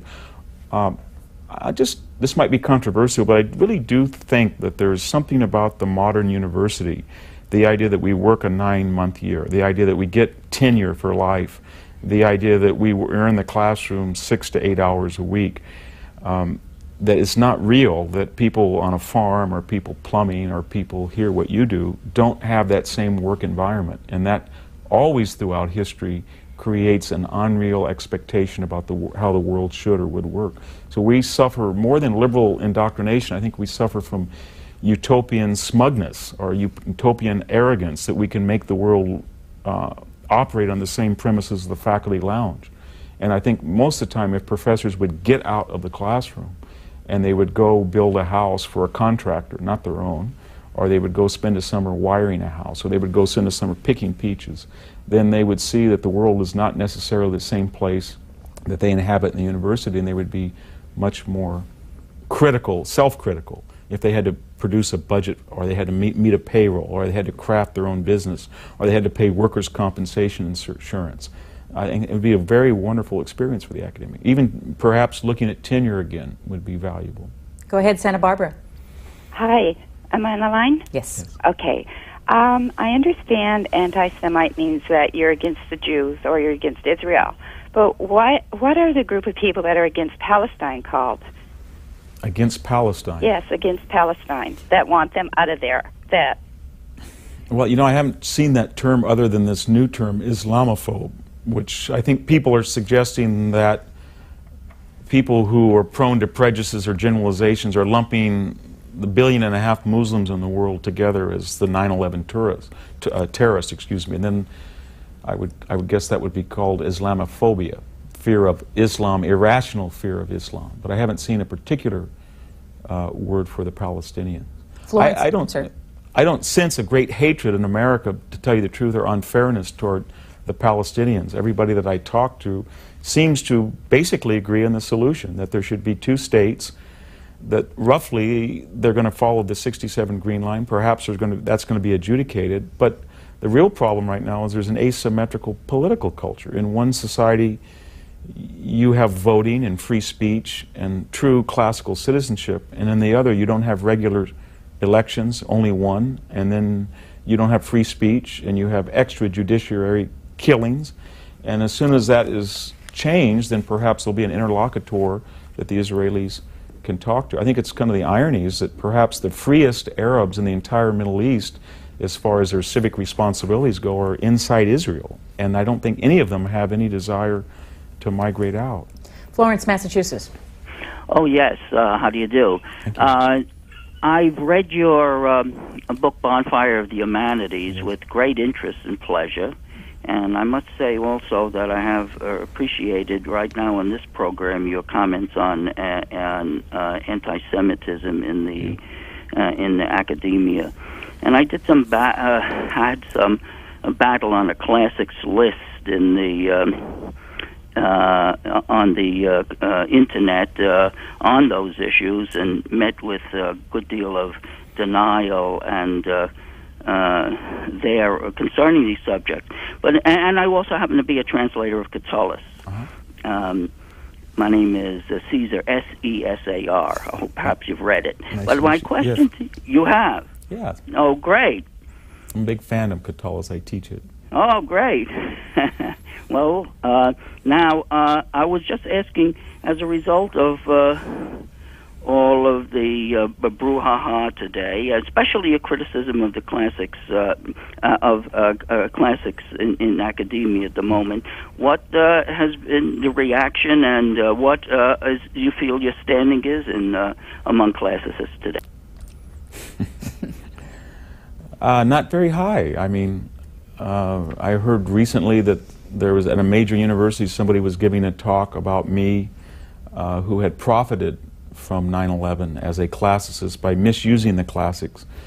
One of the things is that I can pick up the New York Times since 9/11 and read engaging articles by classicists who tried to use their expertise to make sense of current events. I see it in England on a regular basis, in The Spectator, for example. Some wonderful classicists. And as long as those exegeses and explanations tend to be anti-war, sort of, and pushing a what I would call a liberal social agenda, nobody complains. But if you were to do the other side of the coin, if you think that classics' tragic view, and that everybody from Heraclitus to Plato accepts the tragedy and the ubiquity of war, and you try to do it that way and say that Iraq might be a necessary, although unfortunate, endeavor on the part of the United States, then suddenly people come out of the woodwork to criticize you. But it's that phenomenon's tied in with a larger one, that we have mostly people who are divorced from the real body politic of the United States inside the university. And I don't know any way of changing that other than to have a long, hard look at the university and ask ourselves, why does tuition go up beyond inflation each year? Why do we not have accountability for teachers who are not doing a good job inside the classroom, as evidenced by their own evaluations? Do we really need tenure? One of the ironies about tenure is it was designed to promote academic diversity and create autonomous, individual, outspoken academics, and yet we've just seen in our conversation that most academics tend to agree, vote in one particular way, which wasn't the intent of tenure at all. This is the book the caller mentioned, Bonfire of the Humanities, came out in 2001? Yes, that was, it was a series of essays. One of the nice things, the two nicest people I've ever met are classicists, so I don't want to be anti-class. Bruce Thornton at Cal State Fresno and John Heath at Santa Clara University. They're my two best friends, and all three of us published some essays that had appeared in Orion magazine. Can you explain to us what this is? I don't even know. Is it a photo? What is this on the front? You have to show it. I think it's Burning Books. Oh, it's Burning Books? Yes. And that but was it's from done, a campus? Yes. And the idea was that we looked very carefully at some of the trends in classics that were presented as liberal or ideologically progressive, and made the suggestion that they were in fact intolerant, unrealistic, not based on a close reading of ancient text. And we put those together and published them. Sacramento, hello. Yes, Professor Hanson. Yes. You've talked about the almost homogeneity of thought on the university campuses. Yes. And being that you were on the ideological minority, I want to know how you were treated. Were you treated with tolerance, and did you feel like that diversity, which is a buzzword for them, was really valued, especially diversity of thought, and what your experience has been with that? So not so much from the professors, but from the students? The students, I've never had any problems, and one of the strangest phenomenon of the last 20 years is the students who are no longer getting the same degree of financial support and have 28, 30-hour jobs are being ridiculed and caricatured by professors as consumers because they're working. They ask for accountability. My professor didn't come to class, or my professor ordered books that was too expensive, or my professor went off topic. So we're starting to see a great divergence from my generation and the 60s generation above me vis-a-vis the students. I've never had any problem with the students per se, but with the faculty, it does seem that it's almost like a secular religion, this progressive, politically correct ideology. And if one, in the earlier books that I wrote, The Western Way of War, which was suggesting that conventional infantry head-on attacks might have reached their historical moment and passed, or the other Greeks, that agrarian creation of the polis, which were not so political, or at least could be interpreted as more progressive, I had no problem. But when I wrote other things such as Carnage and Culture, which tried to identify a Western military dynamism across time and space, then suddenly I began to encounter a lot of ideological criticism. Here are the two books that Mr. Hanson just mentioned. Again, The Other Greeks and The Western Way of War. You can get a list of all of Mr. Hanson's books at our website, www.booktv.org. Let's go to Mason, Michigan next. Hello. Good afternoon to both of you. Thank you. I just first wanted to say thank you, C-SPAN, for your contributions to American culture and society, and I would hope someday that C-SPAN will be shown on public airwaves. Someday, I hope. Professor Hanson, if you would be so kind as to comment on P.W. Singer's recent work called Corporate Warriors, and what I see as the logic of needing continuous war for profit, war being the market. If you would comment on that, please. Well, I haven't read the book, but from some of my earlier writings, I pose this dichotomy or this paradox that while government restriction I think would impair the efficacy of the ability of corporations and unduly create a degree of statism that would hamper the goods and services that capitalism produces. That being true, a person who's a supporter of the open market then asks, well, how do you stop or repress the human appetites that are with us all within us, for greed and for taking something that really by any spiritual or religious or moral standard we shouldn't? And that's the big quandary of capitalism. It's the only system that works, but it requires religion, it requires public scrutiny, so you don't have an Enron or what we saw with Martha Stewart. So we have to create sort of a shame culture, and we lost that. It's absolutely true. We lost that in the 80s, that CEOs that were not performing and were not producing goods and services and were not producing profits for their stockholders were taking an amount of compensation that was not logical, it didn't compute, and they were doing that because society at large was starting to be more impressed with their lifestyle, their riches, their looks, rather than their actual ability as a businessman to enrich their company and all of us together. So it's a big dilemma how we in a free society that follows the laws of capitalism can create public scrutiny and public shame and public accountability so that we don't have people do this insider trading. And I think, as controversial as the recent Martha Stewart trial was, I think you're starting to see the public is going back to the idea that we have a responsibility not to impair the sinews of capitalism, but to demand a morality of people who lead our corporations. Colorado Springs. Hi, Dr. Hanson. Yes. My question to you is, you said earlier that you're a realist. A realist? A realist by contrast to those who would not see the world as it really is. Yeah, I don't know if I agree with that, but I'm very careful about the word realist because realism is something I don't really embrace. Realism is not going to Baghdad in '91 because you're afraid of the complications. I think that you have to be realist to understand the way the world works, but also try to convey something of American values and idealism in a way that's not just Wilsonian, but it's practical and pragmatic. Sure, and that leads to my full question, is because you described yourself as, you were asked earlier about one of your heroes, and you said Epaminondas, I think. Yes, Epaminondas. You described him as an idealist. And in the context of our current debates about war in Iraq and so forth, you seem to be suggesting to me two ways of being a realist and idealist. There's idealism versus realism, and you just described yourself as being kind of a hybrid of the two. Yes. And then there's idealism and cynicism. Yeah. And it's my impression that so much of the tension between the Democrats and the Republicans, or between the administration and their vocal opponents, is idealism on the administration's part and cynicism by their opponents. Yeah. And I wondered if you could speak to that. That's something that's pretty close to my heart. Yes. And I think anyway, thanks very much.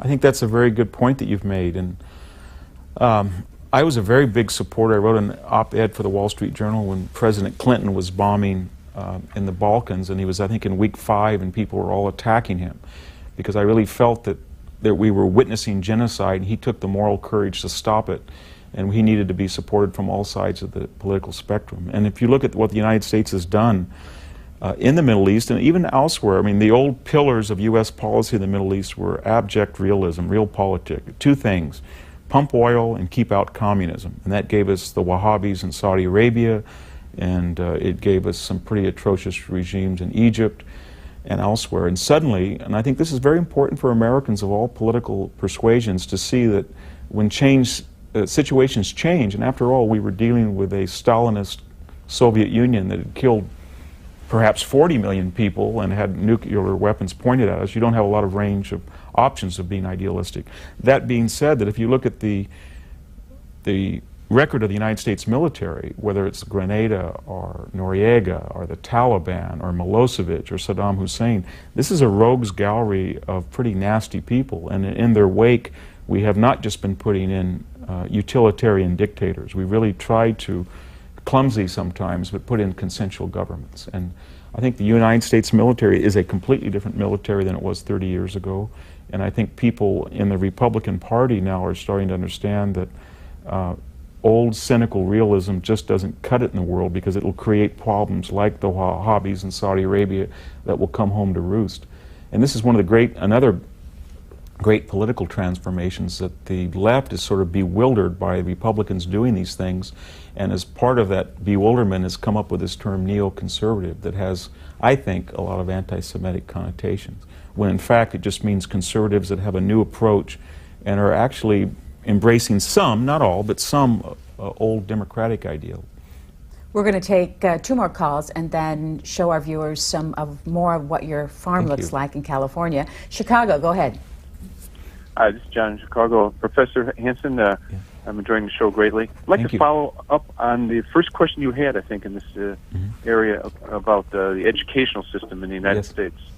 I think it's one of our biggest problems, and I think the unionization of the educational system and the lack of school choice has really hurt the country and continues to hurt the country. I think it's one of our things we need to address. I'd like to have your thoughts on that.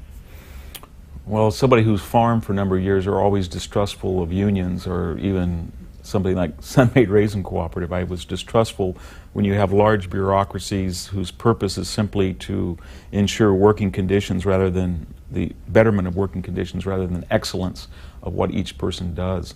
So I'm very worried about unionization in high schools and I worked for 20 years at a unionized campus.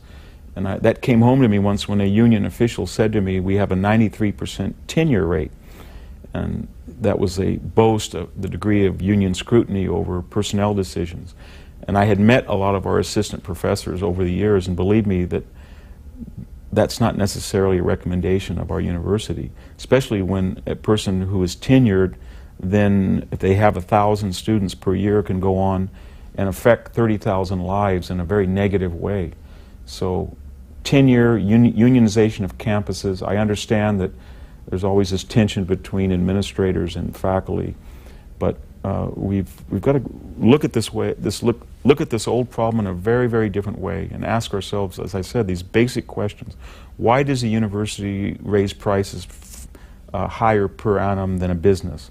Why does the university have this archaic tenure system that no other entity enjoys? Why does a university have this sort of ideological consensus even though you have tenure which is supposed to prevent it? And these are questions that the university is going to have to answer, because economically it's not sustainable. You're starting to see students that are questioning, other than the elite that always provide a prestigious degree that's directly translatable into larger salaries. A lot of the lesser colleges are understanding that students simply are going to say the emperor has no clothes. I'm sorry. Where did you go to school? I was an undergraduate at University of California in Santa Cruz, which had just recently opened. And my parents, being very practical agrarians, said the closest UC campus is Santa Cruz, and all three of you are going to go there, and you're all going to live in a house together, and you can come home and work on the farm on weekends. That's what we did. And then I went to Stanford University as a graduate student. A picture of your parents here. Take a call from Phoenix. Hello. Hello. I hear the anti-war group constantly saying the only reason we went to war in Iraq is because of oil. And I have to say, yeah, that's right. It's a strategic problem, particularly with the Saudi Arabians, in that they are very likely to have a civil war. It's a large country. They can't defend it. And we will lose, because of them blowing up their own pipelines, a very large percentage of our oil.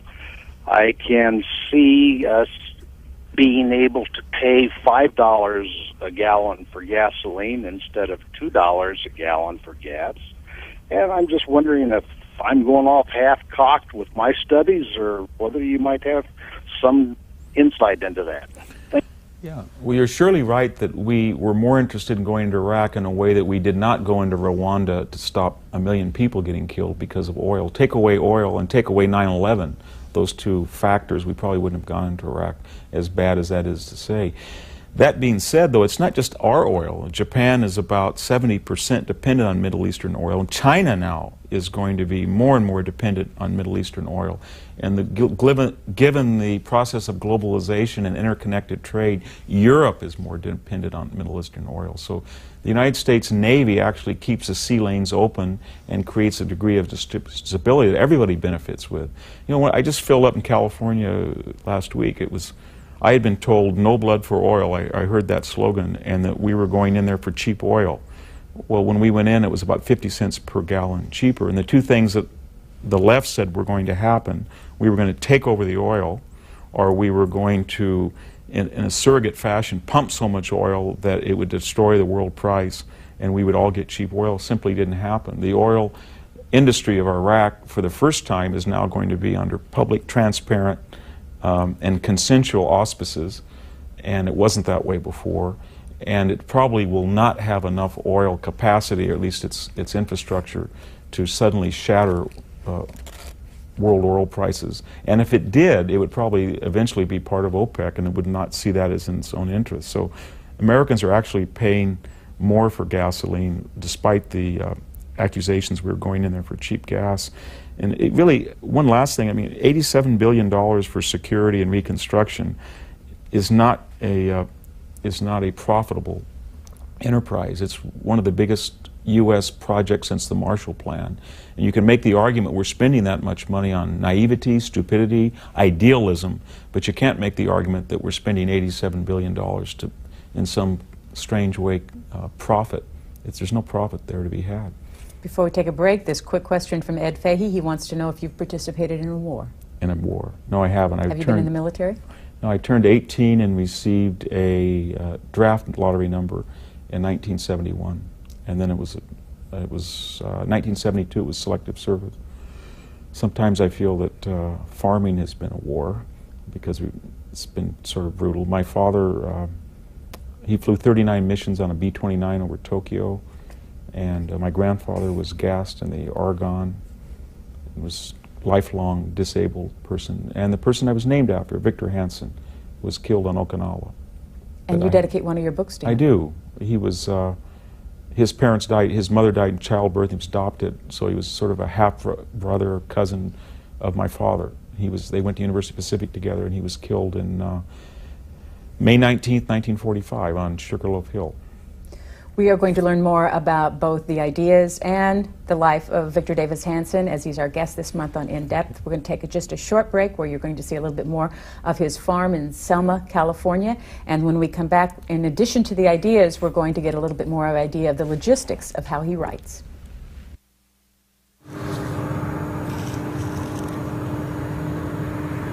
It used to be a home place of about 180 acres, and it was I have two brothers and two cousins, and after my parents died, we split it up, and I own the house and the barn and 42 acres. When I grew up, the vines were almost to here, and so a lot of this has been re-landscaped. Vines came up to the house. It came right up to the house, so that has been one of the things that I like to do is landscape, and I more or less landscaped this over 25 years. A friend and I, we built this masonry wall. I wrote about it in a book, Fields Without Dreams. It's 550 feet all the way around.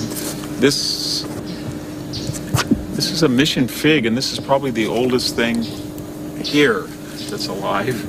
It was probably planted somewhere around 1875 when they first got here.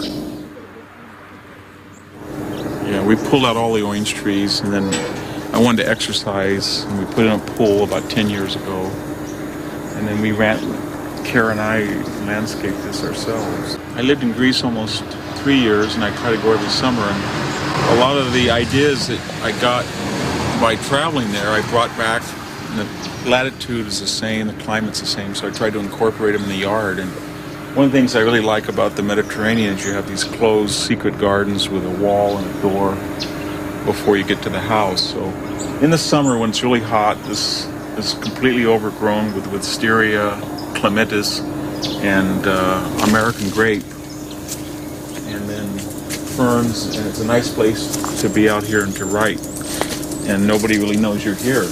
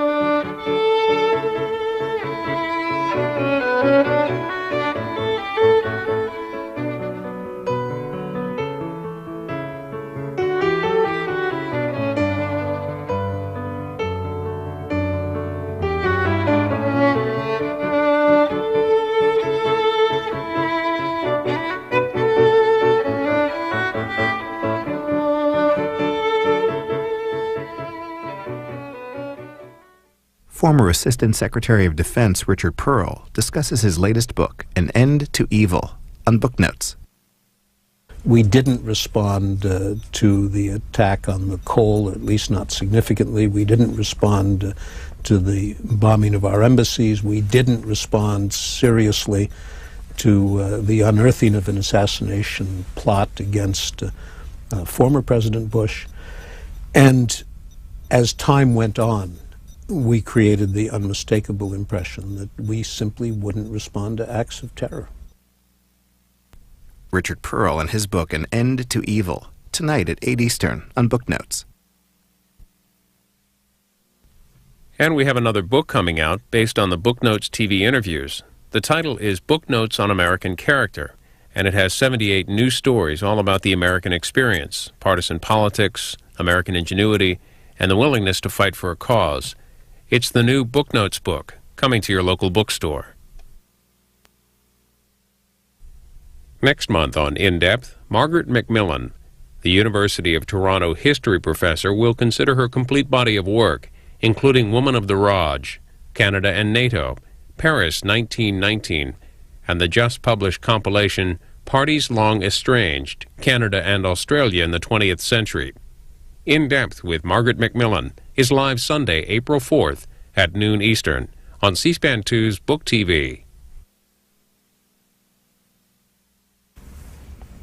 We're back with Victor Davis Hanson, our guest this month on In Depth. We'll go back to the phones right away, and we'll go to Wilson, Washington. Hello.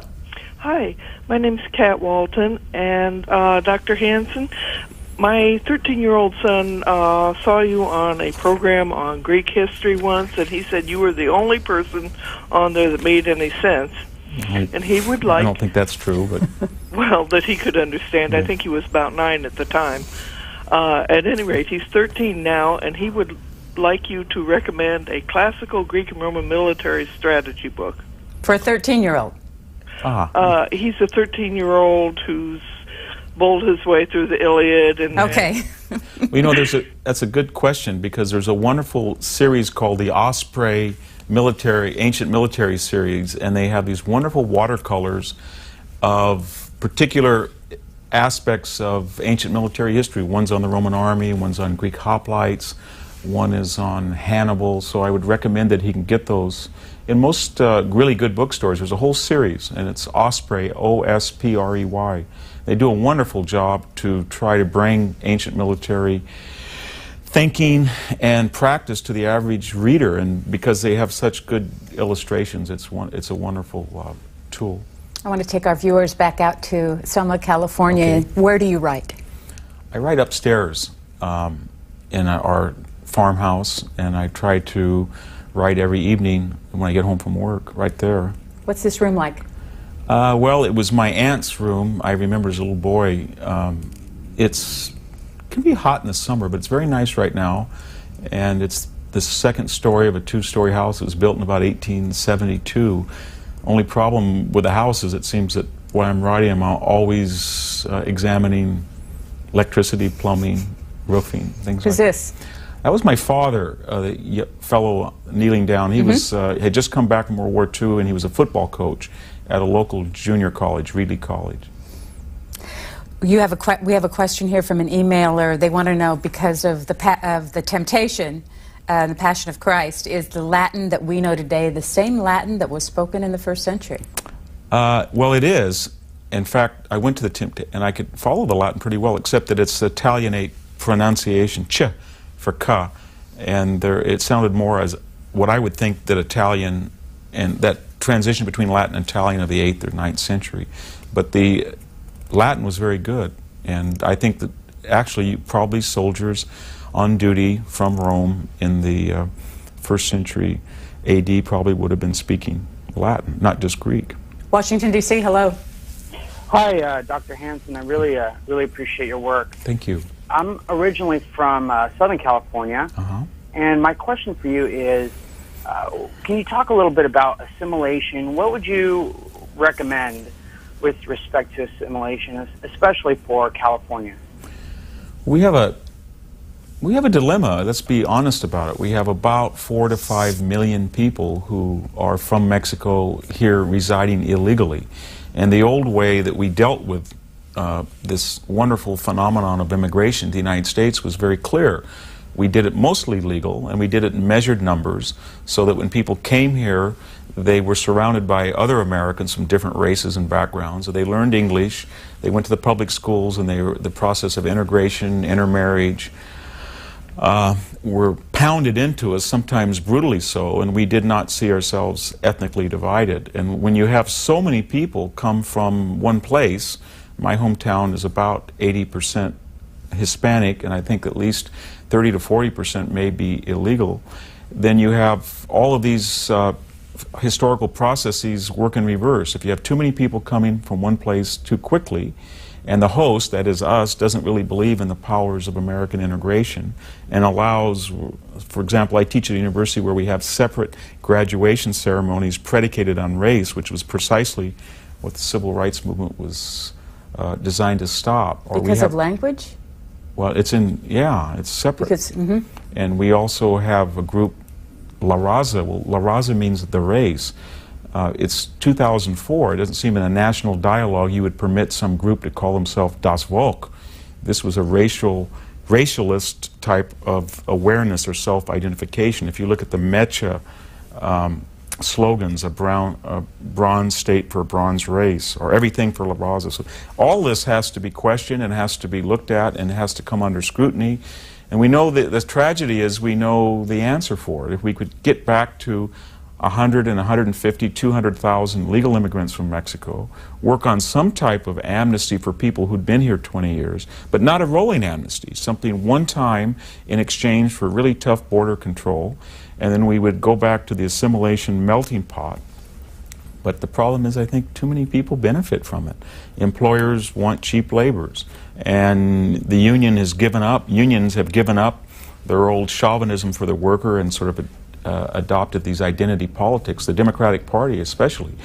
And in addition to that, we in California have embraced an aristocratic lifestyle where we have somebody else mow our lawns or clean our pools or clean the diapers of our parents or children. And you add all that together and they become force multipliers. But $38 billion deficit, as we saw 2 years ago, and a recall election. These are historic times in California, and so everything is up for discussion. How have your arguments settled with your, what you called earlier, your multiracial family?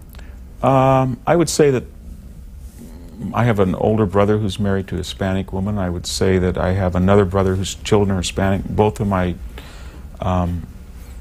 daughters have Hispanic boyfriends. I would say that I haven't talked to all of them, but I would imagine they would not be sympathetic to it, or they would feel that it was too harsh. I would think that Stephen Vasquez, who's dating my daughter, would be in complete agreement with me. I just did yesterday, 2 days ago, a Hispanic language talk show where the host wanted to. There's not a lot of argument for it, but if you can make the argument that you want to spend time with immigrants from Mexico, you prefer to spend time, you like people from Mexico, and you want them to be taught perfect English and to write perfect English and to be aware of the traditions and values of the United States in order that they can compete and excel and even beat people from prep schools, which we try to do at Cal State Fresno, then that's a hard message to get across, but it's really designed for the benefit of the immigrant from Mexico.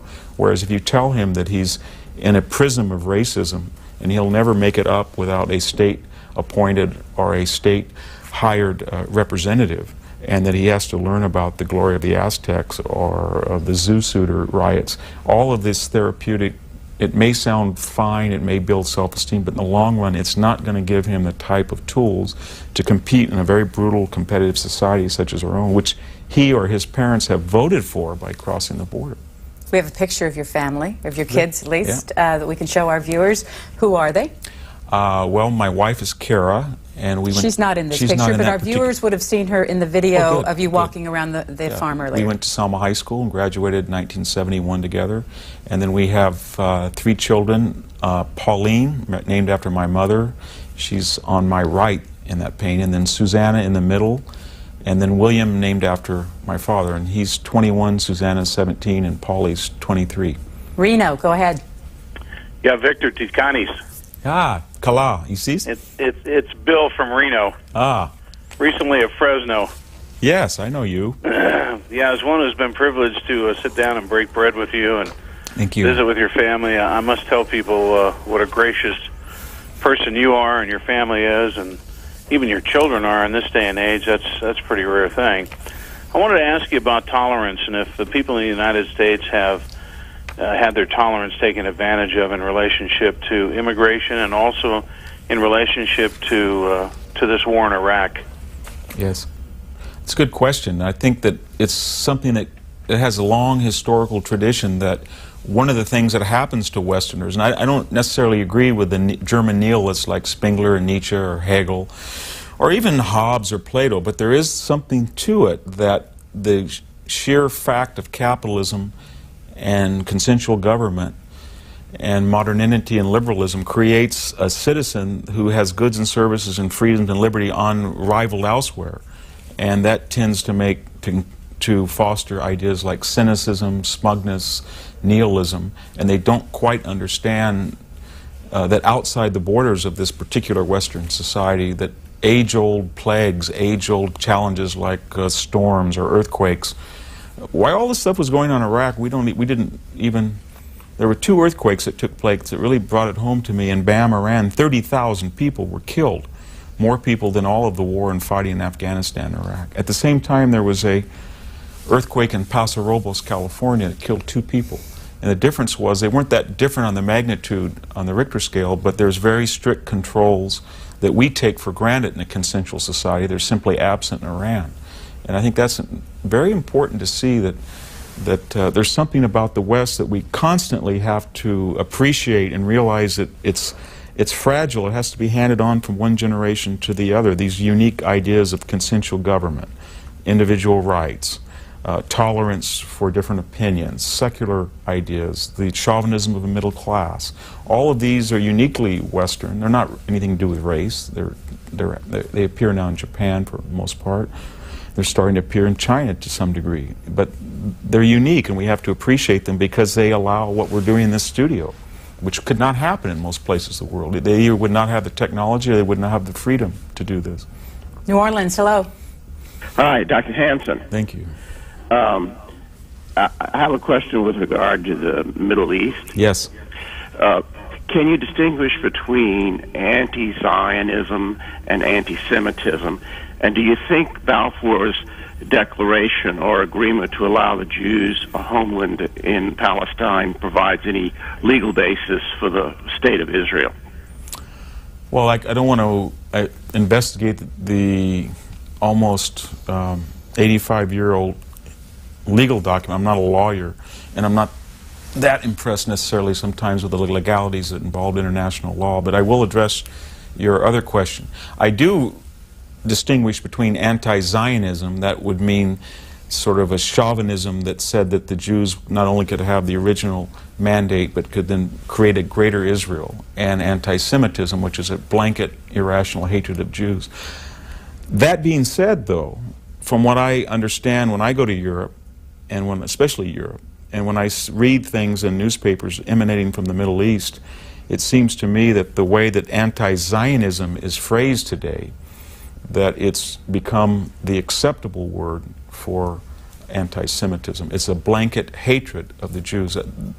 We're talking about an occupied land, if that's the correct term, but we're not talking about Tibet in China, which has been occupied, gobbled up. We're not talking about the Sakhalin Islands that the Russians have gobbled up from China. We're not talking about 10% of Germany. We're not talking about Cyprus. So there's occupied land throughout the world as we speak, but my curiosity is, why does the world sinner on this particular issue with such anger and zeal, especially in the Middle East? It's almost as if there's a problem in the street system in Cairo, or if there's an electrical problem in Jordan, then somehow Israel is responsible for it. So there are, again, age-old emotions that are involved in that question that transcend the political dilemma of a two-state solution. And I just finished by saying that when you have a westernized society plopped right down in the Middle East, and if you look by any standard of gross national product, individual liberty, medical care, then there's a divide. And anywhere you have that, whether it's in Tijuana and San Diego, East and West Germany, Hong Kong and mainland China in the past, then you're going to have frustrations and tensions and anger when one side says, I want that, but I didn't get it, and they're going to say, there must be some reasons why I don't have that same level standard of living. And humans beings, I think, being as they are, it's the least likely is to say rationally, they have a democracy, they have a free system of media, they have a university system that's free, but much more likely all of us would say they did something to me to steal it or to manipulate me. And that's, I think, much more the problem in the Middle East. Los Angeles, hello. Hello, Professor Hanson. I wanted to ask a question regarding the Pat Buchanan book, The Death of the West. Yes. I'm Italian as a background, and I grew up reading the classics as mandatory things. And I'm amazed that in the United States, people don't read the classics as much as they do, especially in junior high and in high school. And the fact that the United States institutions come directly from Rome and Greece, I was wondering whether Pat Buchanan has a point in this, especially with what happens in Europe lately, in which what you said, they criticize more the Jews rather than the Palestinians, and embracing more the thought and the ideals of Islam. I don't want to sound weird about this, but can Islamic people and people that don't have the traditions of the Western society inherit Rome and Greece? They can if the host country in which they immigrate to has confidence in its own powers of assimilation. We do a wonderful job in the United States in assimilating people from Islamic countries. The problem in Europe is that they either have not had those problems or they have stronger aristocratic traditions that predicate race to a higher degree than we do, but they do have these large unassimilated populations, whether they're Turkish people in Germany or people from North Africa and France. And when you add this other criteria that they are not growing, their indigenous populations are not growing to the same degree that we are for a variety of reasons. They have an aging population that will require support. I think in Greece today, it's nearing the point where one worker will be supported by will support one retiree. So they have a demographic time bomb that's closely connected with this unassimilated Islamic, and it explains a lot of phenomenon. As far as Pat Buchanan, my attitude has always been, I just read a book and I take it on its own merits. And it seems to me that I would disagree with Pat Buchanan on a lot of things, but I don't understand why people would demonize him. He made an argument in the particular book you were referring to that Europe was facing a demographic crisis, and he was absolutely right. People have used that argument since. But Pat Buchanan he's a politico, he's a wise guy. I disagree with him a lot, but I read things he writes all the time, and I take it on its merits. Back to your office in California. Yeah. How do you write? Where do you write? Again, within this office.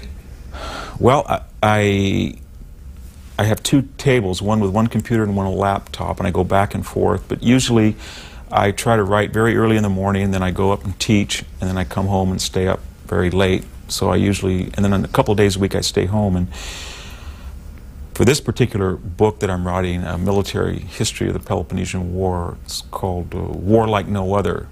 It's taking me back to the skills I haven't used in 4 or 5 years of reading Greek and a little bit of Latin text, German and French, and so I write on a laptop. Lots of reference books in your library? Yeah, in your book? a lot. For this particular book, a lot of books. So you wipe them out, bring new ones in for each book? I do. In fact, I think my wife is angry at me because I brought in a rolling table out of the garage. It's pretty rickety, and I just put books from the library, and then I go through them, and then I clean them up and go and turn them in and bring in a new round. We just showed our viewers a picture. If we can get that back, I want to ask you what it is. What's that picture? Oh, I'm sorry, we just saw it briefly. The military one. Mm-hmm. I was asked to speak to the Joint Chiefs the day before the end of the Iraqi war. And it was just a coincidence because I'd been asked, I think, 2 months earlier. And I was teaching that day at Annapolis, and I didn't want to miss class, so I asked the Joint Chiefs if I could take my midshipmen with me. So they went up and heard the lecture, and then that's Richard Myers, the chairman of the Joint Chiefs, and they met him, and we had a great time. Paramus, New Jersey, hello. Hi, Professor Hanson. This is Paul Eckstein. I'm a member of the Philosophy and Religion program at Bergen Community College, where you've been invited to speak next month. And we're all looking forward to your coming. Your invitation was actually part of a rather self-conscious idea to try to broaden the spectrum of speakers who communicate with our students from off of campus. So we're really looking forward to your appearance. Thank you.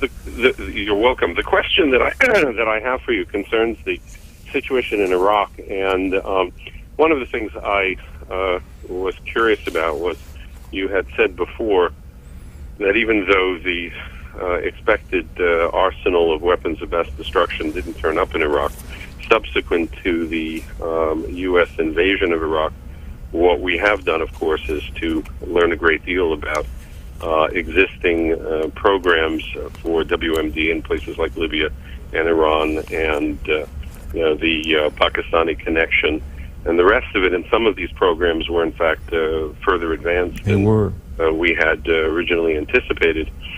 One of the things that concerns me about the way in which you set up the framework for thinking about the U.S. Occupation in Iraq is the fact that it seems to me that you are not a spokesman for international corporate capital, that's not your thing. You are, in fact, it seems to me, someone who is trying to represent a genuine approach to spreading democracy around the world. But it seems to me that if the existence of these kinds of arsenals in these other countries show us anything, they show us that there is something odd about the picture of the events of 9/11 that is drawn. Let's remember that the events of 9/11 were done on the basis of the hijacking of commercial airliners. They were not themselves involving any kinds of weapons of mass destruction or all of that. You would think that if, in fact, these programs were far along and there really was a concerted effort on the part of international terrorists to get their hands on these weapons and that it was dangerous that these countries might actually turn them over to them, that the first attack on the United States would not have been with commercial airliners. The first attack would, in fact, have been with weapons of mass destruction. We'll leave it at that. Thank you. Yes. Well, from what I understand, a person can be trained to have rudimentary skills for maybe $2,000 to pilot an airliner, and with box cutters. So if you look at a cost-efficacy ratio, what they did was quite, in a very devilish way, brilliant. And remember, we talk about weapons of mass destruction, but the combined firepower of destroying the World Trade Center with 2 planes laden with fuel oil was probably over 1 kiloton, which is larger than some tactical nuclear cruise missiles. So in some ways, these were weapons of mass destruction in a way that probably, I mean, it would be very hard to take down the World Trade Center with a dirty bomb. So they had the effect of $100 billion in instant damage besides the 3,000 plus lives, and it's rippled into $1 trillion probably in increased security costs, lost revenues to the airlines and tourism. So in some ways what 9/11 did was, by its spectacularly evil nature, was more formidable. And we don't know about the weapons of mass destruction because we're very new in this. If you chart back the terror to, say, November 1979 with the takeover of the Iranian embassy, the American embassy, and you see a pattern of 20 or so events, there is an increase or an evolving nature of it. It's becoming more and more intense, more bold. And just because we've seen 9/11 doesn't mean we're not going to see something like it and even more diabolical. Sacramento, hello. Hello. I've taught in California schools for over 20 years and moved around the state. It's in K-12 education. And I've seen over that time some changes. I think you indicated your children went to public school in Selma. Yeah.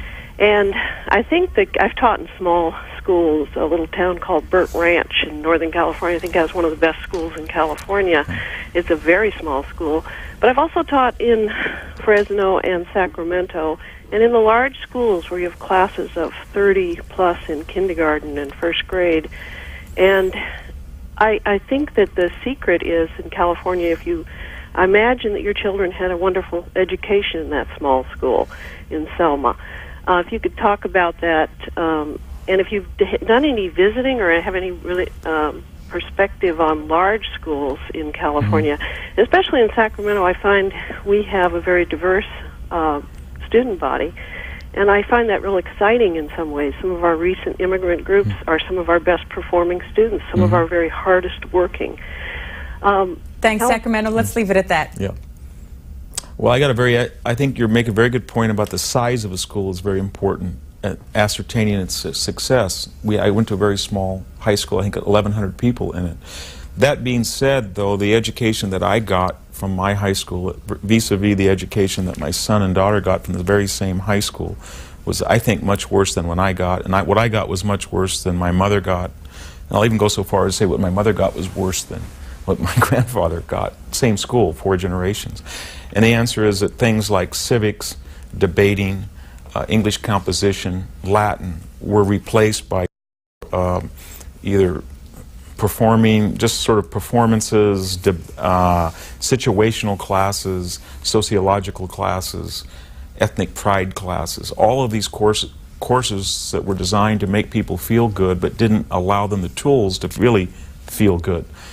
I'll give you an example of what I mean about assimilation. When I went to school, we had some pretty brutal teachers that had us all get up and speak English. And I can remember having to say, I have a stick shift Chevy, so that everybody who was Hispanic would try to speak with an English accent, not to destroy their cultural heritage, but just simply because our speech therapist said, if you can speak this way, you will be more successful in this dominant culture, even though she didn't use the word dominant.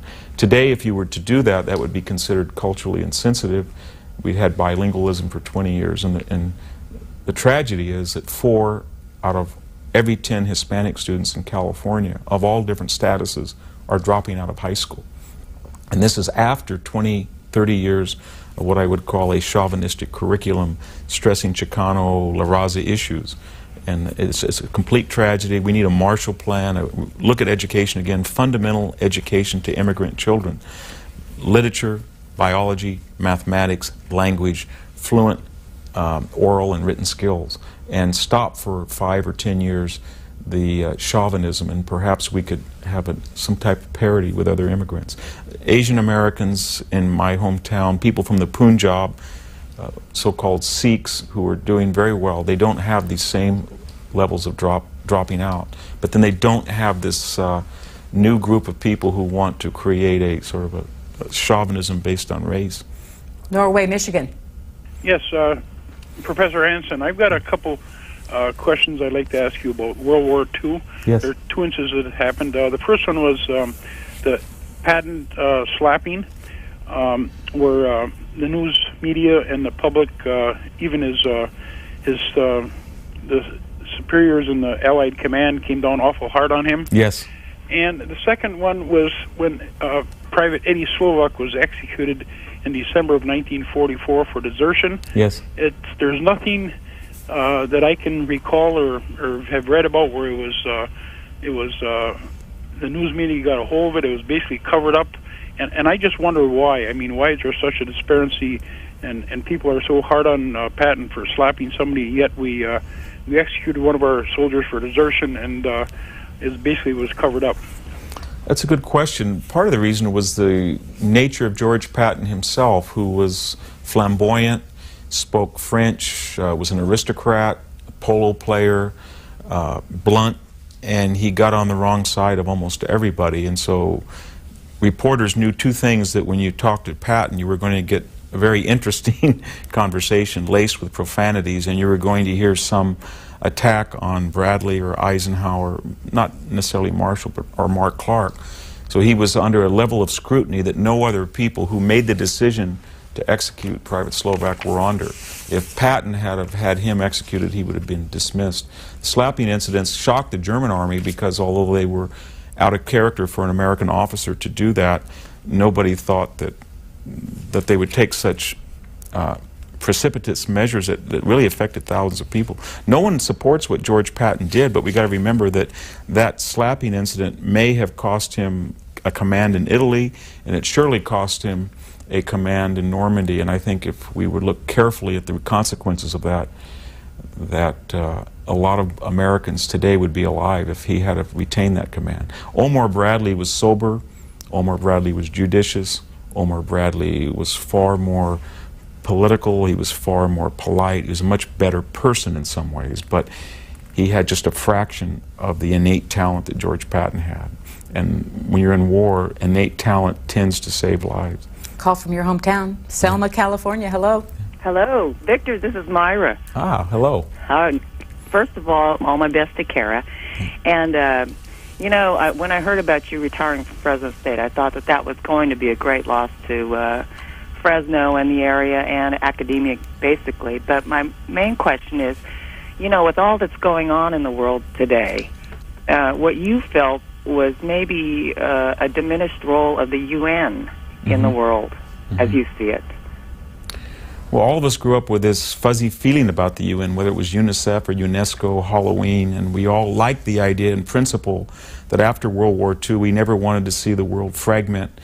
And it was this utopian American tradition, out of the American liberal tradition, to get states to adjudicate their differences through reason rather than just pure emotion. The problem with the UN has always been that I see it as two, that the members in the Security Council who can exercise veto power are themselves illiberal regimes, whether they were Soviet Russia or China. And the General Assembly itself has members that are very anti-democratic, whether that's Libya or Iran or former Iraq or Zimbabwe. So it's very hard to have a democracy or a majority vote that would have any moral weight when the members who can constitute that voting, remember that many people vote only in the UN. When they go back home, nobody votes. And so that's the problem with it, because when you have half of its resolutions, nearly half the last 30 years have been condemning Israel, when there's literally 50, 60 million people who died in silence, you have a problem. Then the second issue is that lately, after the decline of the Cold War, the United States, not by intent, but found itself not a bipolar power, but a hyperpower. There's never been a level of military power and strength as the United States enjoys today in the history of civilization. Just absolutely clear-cut case. And that other liberal states both want to harness that power, they want to use that power, they want to oppose that power, they're envious of it, they're jealous in some cases. And one of the ways that you restrain that power, and you can't do it militarily, is through the International Court at The Hague, or through the United Nations General Assembly, or through transcontinental international organizations. One last thing, remember that multilateral, and unilateral are just terms. They only find their morality from the landscape in which they're used. Perhaps the greatest multilateral coalition that we've ever seen was the German army that invaded Russia in June 1941. There were Austrians, there were Germans, there were Italians, there were Spanish, there were Albanians, Bulgarians, Czechs, Finns, Scandinavians. And there was simply Russia on one side. So just because one side versus many, there's no intrinsic reason why many people, if they happen to be autocratic, are any better. In fact, they're usually worse than a democratic power. England was alone. It was unilateral in 1939. Chance for you to respond to your critics. This was an article from February 2004 in the Los Angeles Times, written by W. Robert Connor. He said that Hanson is a very skillful scholar who made some major contribution. What makes me nervous is that over time the political agenda in his work has become stronger and more evident. I worry that the scholarly talent has become subservient to the political. Well, I have no political ambitions. I was here in Annapolis for a year, and I did give some speeches and meet some people that were involved in politics, but as soon as my tenure at the Naval Academy was up, I went straight home. I don't think you can be very political out on a farm in Selma, California. And then there's something disingenuous about that statement, because as I said earlier, there's a long history of classicists. I won't name any names, but there are classicists prominent today in the United States who have aired political views. But the problem is that those political views tend to be in agreement with the general ideology in the university campus. But when someone such as Donald Kagan or myself expresses a view that might be term conservative, then that questions their entire body of scholarship in a way that that would not be true for other scholars. This one is from a little earlier, in 2002, and it's from Reason magazine, which some may think would agree with you on some issues, but here's what they said. Hanson isn't only guilty of conceptual distortion, he falls even to the level of events, he fails even at the level of events at offering the blow-by-blow account of what simply happened. When context would harm his argument, Hanson slices history narrowly enough to exclude it, making discrete moments mean something alone that they don't mean in the company of their neighbors. We'll just leave it at that and let you respond to that. That's an interesting question. I wrote a 1,200-word response to that, and I think refuted it point by point. And then the other thing I would mention is that that same person who wrote that earlier had written a very praiseworthy review of the same book. And then after the events of 9/11 and some of my quote-unquote political views, he issued a mea culpa and wrote a second review that sort of refuted his first review. I think that's happened a lot, is that I've had people who thought that my writing conformed with or approved of their own particular ideology. Then when they read something I didn't write, they get very angry. There's an issue in a very right-wing magazine attacking me for these two latest books, Autumn of War and Between War and Peace, but praising an earlier book. So I think I've had a consistent ideology. It's one of populism, chauvinism of middle people, but it's also socially conservative. Hoffman Estates, Illinois. Hi, huge fan. I bought Ripples of Battle and convinced my brother to buy it as well. Thank you. Yeah, 3 questions. First, can you give us the thesis about your new book? Second, based on your knowledge of history, what's the trend of this war against fascistic Muslim terrorists? Is it coming to an end? Can we expect new attacks? And thirdly, can you talk about the performance of the mainstream media vis-a-vis the war on terror Iraq? Yes. Thank you.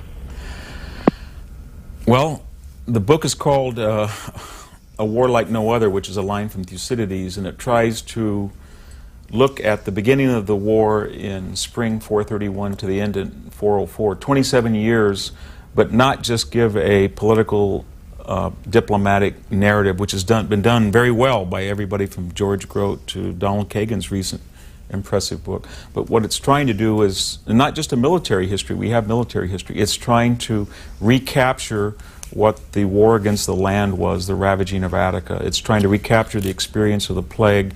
It's trying to recapture what hoplite warfare was about, what terrorism was about, political assassination, coup d'etats, what naval warfare, what horse warfare was like. It's a little hard to do, I've discovered, because I'm trying to have a 500-page, 160,000-word narrative about what it was like, but at the same time, I just don't want to go off into a tangent about the experience of war. It has to be within the parameters of year by year of the Peloponnesian War. Second question about the pulse of the war. It's very hard when you're in a war to know whether it's 1941, 1942, 1943.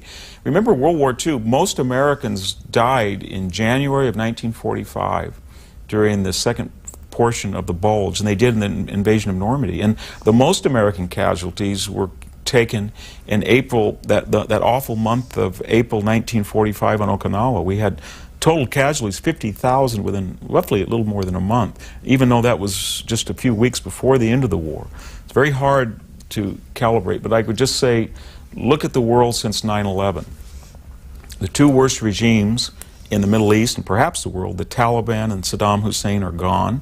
Unlike the past, we're not just putting a tin-horn dictator in there who promises to keep out communists or to pump oil or something. We're really trying to do something that's rare in history. Consensual government where it has no previous roots. We're trying to grow consensual government. We've had a complete about-face with Libya. We've had exposures and information about Pakistan that's been very helpful. There's new scrutiny put on Iran. We have not had another 9/11 type incident. We've looked at our relationship with Saudi Arabia in a way that we never would have before. All American troops, this is what bin Laden wanted, are going to be out of Saudi Arabia. Its charities are under scrutiny. There's reformists within Saudi Arabia that we're looking at, same as Kuwait. So as a historian, if we look at all of these events, if I had woken up on September 12th, I would never believe this was possible. It's been at great cost, billions of dollars, and tragically 600 Americans have been killed. But I happen to believe that the Americans who did this, often misunderstood, are some of the greatest heroes we've had in our history. How you can get an American to leave this affluent suburban society and go up and sleep in the Hindu Kush or go in the Sunni Triangle day after day and do what they're doing is just absolutely amazing. So I've been very, very impressed with what we've done. I know that there's been looting, I know there's been some chaos, but compared to the occupations in the past of Korea and Japan or even Germany, it's just as smooth, if not smoother. Performance of the media was the third question. Yeah, well, I'm going to speak at a group in Berkeley not long. Again, what I'm worried about the media is most of their internal self-criticism, that I understand it, and there was just a symposium at Cal State Fresno upon this, has been along the question of, did embedded reporters sympathize too much with soldiers rather than other questions? Did reporters send out news too abruptly? Did they not digest it in time? Did they inflict or interject, I should say, their own political views? What was, and this is, I think, the real, and I mentioned it earlier, this is a really key issue that the media has not touched upon. To what degree did reporters from Western countries go to a fascistic country and issue bribe money to broadcast, and were watched and censored by fascistic officials and broadcast back to the United States and not give that information to their viewers? That seems to me the critical moral issue of the war reporting, and yet it's been almost unheard of. We haven't seen any discussion of it. Placerville, California. Yes, Professor Hanson. Yes. I'm a big fan of yours. I read your book, Courage and Culture, and I read a lot of your articles online. And my question is, in Courage and Culture, you talk about, like, I guess, like the end game of when they have conflicts, they resolve things. In relation to Israelis and the Arabs, it seems like the United States and the West in general has held back the Israelis from the end of that conflict. Can you, like, expand on that? Yes, that's an excellent question. I wish I could tell you that UN peacekeepers or green lines end wars, but unfortunately throughout wars, or fortunately, wars are ended when one side wins and one side loses. If you look at the axis of evil, so-called axis of evil, they all had one thing in common: North Korea, Iraq, and Iran, that those disputes were never finished by wars, and that they were what we call in Latin a bellum interruptum. Korea, for example, after '53, we allowed that regime to exist. We never really addressed the attack on the American embassy. In '91, we didn't go to Baghdad. It would be as if we could solve the Falklands if we had have told the British, stop, the Galtieri dictatorship wants to come and discuss things. We'll have a East Falklands, a West Falklands, peacekeepers. That would not have solved that problem.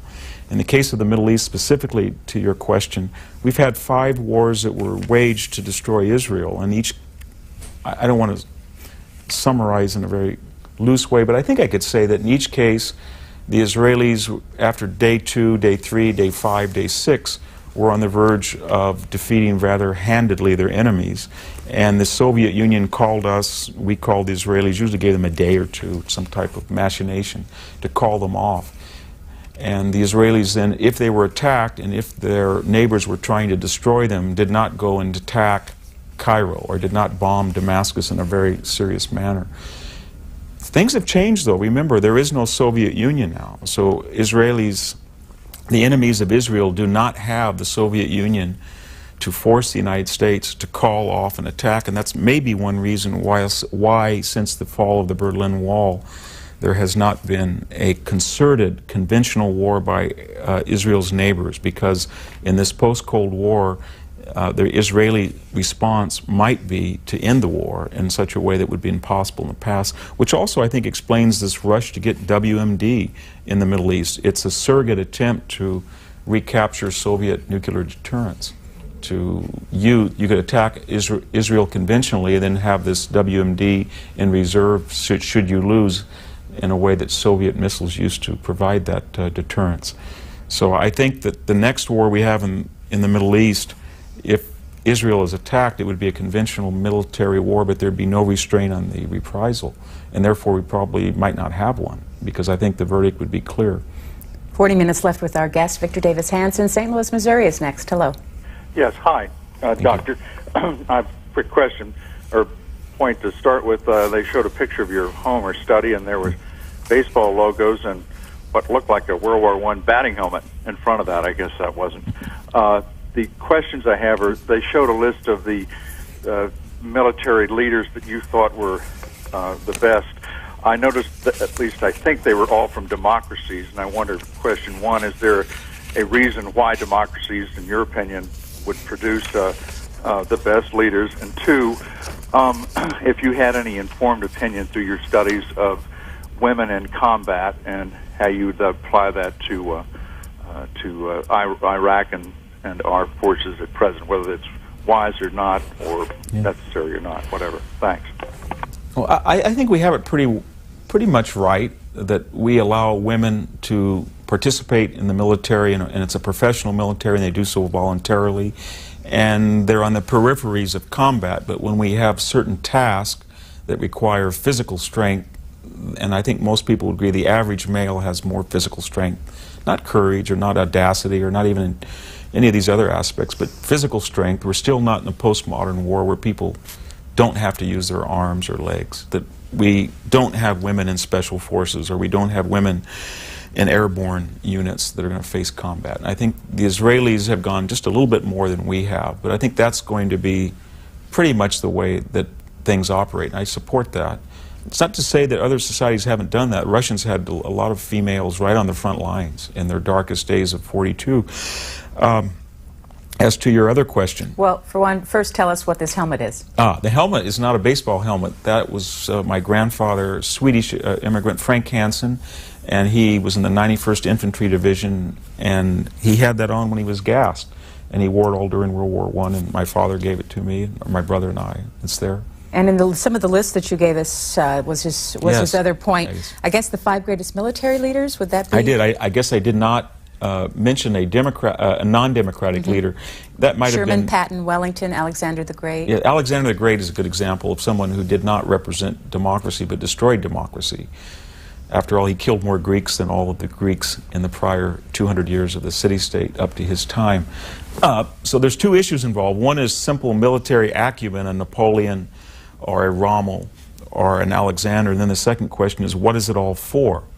And I tried to suggest that I couldn't make that distinction, at least personally I couldn't, that if military genius is used to stop autocracy or fascism or evil, then it seems to me that it transcends just discussions of military efficacy. And in that case, it seems to me that people like Pericles or Epaminondas or George Patton, or especially Ulysses S. Grant, William Tecumseh Sherman, deserve to be in that pantheon in a way that even that I realize that people like Rommel or people like Frederick the Great or people like Hannibal are. What they were using their armies for was quite different. If you missed that list of Victor Davis Hanson's, who he thinks are the greatest military leaders, you can take a look at it. As we take our next call from San Francisco. Hello. Hello, Professor. Thank you for all the great works. 2 questions. One, have you studied the Armenian genocide of World War I? And being from Selma, can you comment briefly about the assimilation and experience of the Armenians as another group that were successfully brought into the American fold? Yes, Thank you. I can. Remember, there were 2 great Armenian genocides. There was the pre-World War I, and then there was the post-World War I in connection with, there was also a Greek genocide. And perhaps as many as 1 million Armenians were killed. Some escaped. I don't know the exact numbers, but about 100,000 of them escaped to Boston, Los Angeles, and then Fresno. And they were really the pioneers in the California raisin industry. And coming from the Middle East and being quite different than the racial makeup of people in the San Joaquin Valley, which were mostly originally Japanese, Chinese, Swedish, German. Because they were together, and they were Middle Easterners and had some experience in what I would call not just growing but financing, selling raisins. They were immediately caricatured as merchants and suffered a great deal of prejudice. I can remember my mother telling me that in the 1920s, Armenian people could not swim in the Salma swimming pool. And there were codes in our hometown building codes that did not allow Armenians to buy particular properties. But what happens in America is that a majority group loses the ability to oppress or gives up voluntarily that ability to oppress, usually in two ways. One, just simple numbers. There's so many different groups and so many different races that the old dichotomy white-dark doesn't work anymore. Or the minority group, because we really are a plutocratic society rather than one based on aristocracy, that the group that comes in and makes capital and creates real wealth then is welcomed into the majority culture. And that's exactly what happened with the Armenians. I don't want to speak to the Armenian community because it's a third or fourth generation community, but I assume that most of them are conservative now, most of them are Republican, and I would imagine that 50 years ago most of them were liberal and democratic. That's just a transitional phase in America, that people who make more capital are more likely to be Republican than Democrat. And so today I would say the Armenians are one of these groups in California, rightly or wrongly, that we associate with Japanese, people from the Punjab, Chinese, Koreans as quote-unquote ideal minorities, where they eschewed identity politics and they kept away from racial chauvinism, and they even government help, and they trained their children to put a high premium on education and especially private enterprise and the professions. And I think the per capita income of Armenians, the last time I looked, we have an Armenian studies program at Cal State, so I know the director very well, Dikran Kumchin. It's above the non-Armenian population, as is true as also of a lot of Asian communities. And still a large population in your area? It is. Like all minority populations, though, after the third generation, the ability to inculcate and retain the Armenian language is lost. People marry outside of the group. So I would imagine that Armenians per se are not going to exist as an identifiable minority in the way that Swedes don't exist, except there's some new immigration to Los Angeles. Pittsburgh, hello. Good afternoon, Dr. Hanson. Good afternoon. In Carnage and Culture, you write of how Western civilization has won by overwhelming force in battle and by obliterating the enemy. Yes. How do these principles of victory apply to our present war against America's current enemies, especially those of 9/11, or how much carnage should there be to preserve our culture? Thank you. Well, I wrote about a lot of different ways that the West used, besides just overwhelming firepower, technology, discipline, logistics, the use of capital. But your question, nevertheless, is an excellent one. And when people are confronted with this juggernaut of the Western military conventional power, they usually use 3 or 4 methods to counteract it. One is to find another Western power, whether it's a Germany versus England or a North versus South. Civil War, for example, more people were killed in all of the so-called Indian wars up to that time. In this latest case, I think you could make the argument that Saddam Hussein thought that France or Germany or Russia would use its influence to restrain it. That's one way. Another way is simply to be parasitic, use Western technology but not Western government. For example, China's trying to do that. Nobody who's killing Americans with an RPG can make an RPG. It all has to be imported. There is no Middle East indigenous arms industry that's comparable to the West. And then the other is asymmetrical warfare. That is to kill an American pilot in an Apache helicopter with an RPG.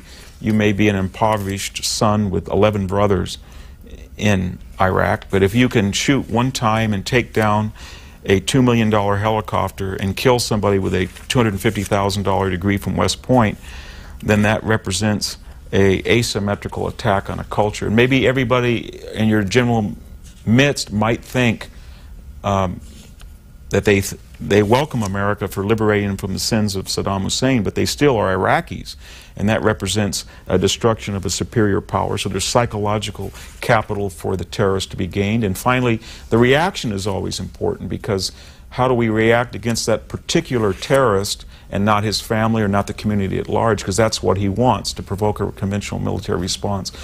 And the answer is none of this is new. We have 4 or 5 things that we can do, and we're doing. One of them is that we have counterinsurgency forces ourselves that go out at night, whether that's snipers, whether that's individual teams that try to separate that person. I think we have literally thousands of Iraqis, terrorists and killers that are in custody. We try to have an indoctrination, to use the pejorative term, or idealism, to use the positive term, where we try to teach people that we're giving money for schools and roads, as we are in Afghanistan or Iraq. And more importantly is, again, we talked about these terrorists have to sleep, they have to eat, they have to get capital from somewhere. And they're not just coming out of the Iraqi grassroots movements. They're coming from places like Iran, in some cases Syria. They're getting Saudi money, they have support from Pakistan, and so we have to put pressure on those countries that there are going to be serious consequences in the future if they just simply look the other way and say, well, they come across our borders, we can't control them, or there is a charity that they misuse, it's not our fault. We have to teach them that all of these things are ripples that followed 9/11 and are no longer going to be tolerated in a post-9/11 world. If you've just joined us, we're spending this 3 hours with Victor Davis Hanson. The first Sunday of every month, we have a program on Book TV called In Depth, in which we spend 3 hours with one author talking about his or her complete body of work, and we take your phone calls. Denver, Colorado is next. Go ahead. Hello, Connie. Hello, Dr. Hanson. Hello. I have a couple of comments, and then I'd like to conclude my call in a moment with a question for you, Dr. Hanson. Yes. I grew up in Northern California, north of where you're at. I guess in Central California, and spent time in the vineyards with my late, great Sicilian uncle, who was an immigrant, who was a vineyard master as opposed to the winemaker inside the winery and so forth. So when I read Mexifornia, it kind of hit home with me on some of the issues you face day to day in the vineyards. Not in my comment, kind of dovetailing on what the gentleman from California said a few minutes ago, is that you have the most consummate grasp of both the Middle Eastern issues and these international issues and some of these domestic border language and culture issues that we face, that you face every day out there in your raisin growing area around Fresno there. And that's a rare tool. That's a rare gift. Some people have a grasp of one side, and some people the other. Now, my question is, that said, because of your background and your interest in the classics and the classical wars, the Peloponnesian Wars, et cetera, Greek stuff, that sort of thing, and your day-to-day being in the trenches, quote unquote, of the front lines of the border language and culture wars, is that kind of what drives you on both ends of that scale? That's all I have to say, but I'm just curious about that. That's a good question. It's something I pondered with. I talked to my wife, Kara, about it, and my children a lot. I think I'm trying to find a consistent, overarching principle that explains everything from immigration across from Mexico to the war in Iraq, and it's based on my reading of classics and human nature, seeing human nature empirically, that people's moods, behaviors are predictable. They have certain appetites, certain urges. We all have this desire for praise, for status, for honor. We all want to excel. We all have agendas that are mutually exclusive. And then we use this framework that we call Western civilization that allows the individual within parameters to develop freedom of speech, freedom of religion, freedom of government. And that seems to be, over 2,500 years of civilization, about all that works. And every time somebody said he's going to invent the nature of man, a new man, or change man, he's going to need a level of government power that ends up killing millions. Anybody who says they want to be an angel, if they get enough power, usually ends up being an abject devil. As far as the other question, where did these views come from? I was very, very lucky. One of the best things that ever happened to me was actually being born in Selma and growing up with these family farmers, and as my neighbors and my two grandfathers. And yet my grandfather, he actually mortgaged his farm to send his two daughters to Stanford University. So he put a high premium on education, and yet I was drilled in the entire time, don't ever forget where you came from. So I remember coming home telling my dad that I just got a PhD and I was a doctor, and he said, go over to the shed and help Manuel put the roof on it. And he never said thank you or this is great. I never went to my graduation. I got my degree, it just came in the mail. And I had wonderful parents.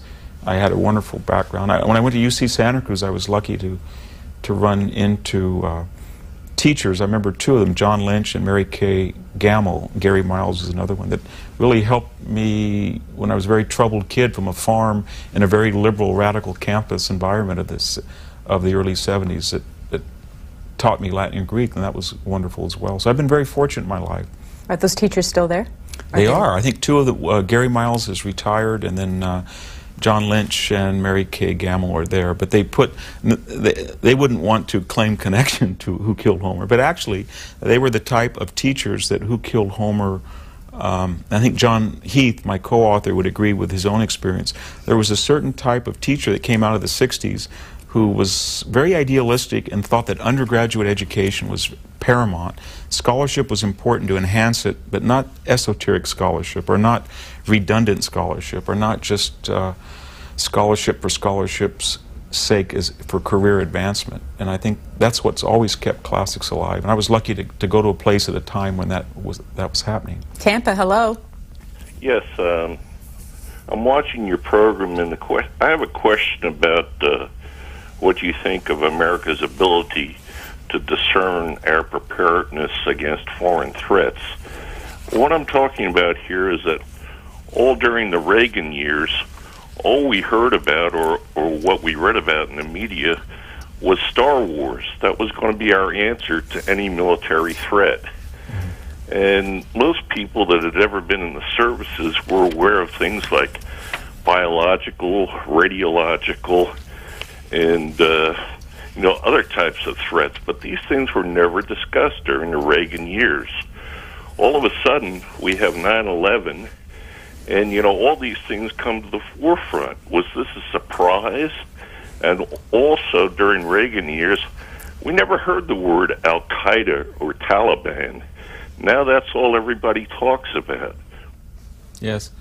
Well, in defense of both Democratic and Republican administrations, when you are fighting somebody like the Soviet Union in a half-century-long Cold War, and they have, as I said, 7,000 nukes and a whole variety of other arsenals, then you tend to be one track in your thinking, and Star Wars was a product of that.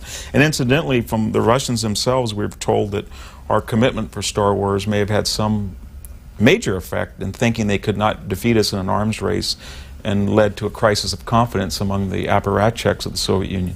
All that being said, I think it took us a while to understand two things. One, we were the only power in the world, and two, we were not at the end of history, that there were all of these fault lines that in some ways had even been repressed by Soviet communism that had papered over these other deeper, older tribal and religious fault lines that came to the fore.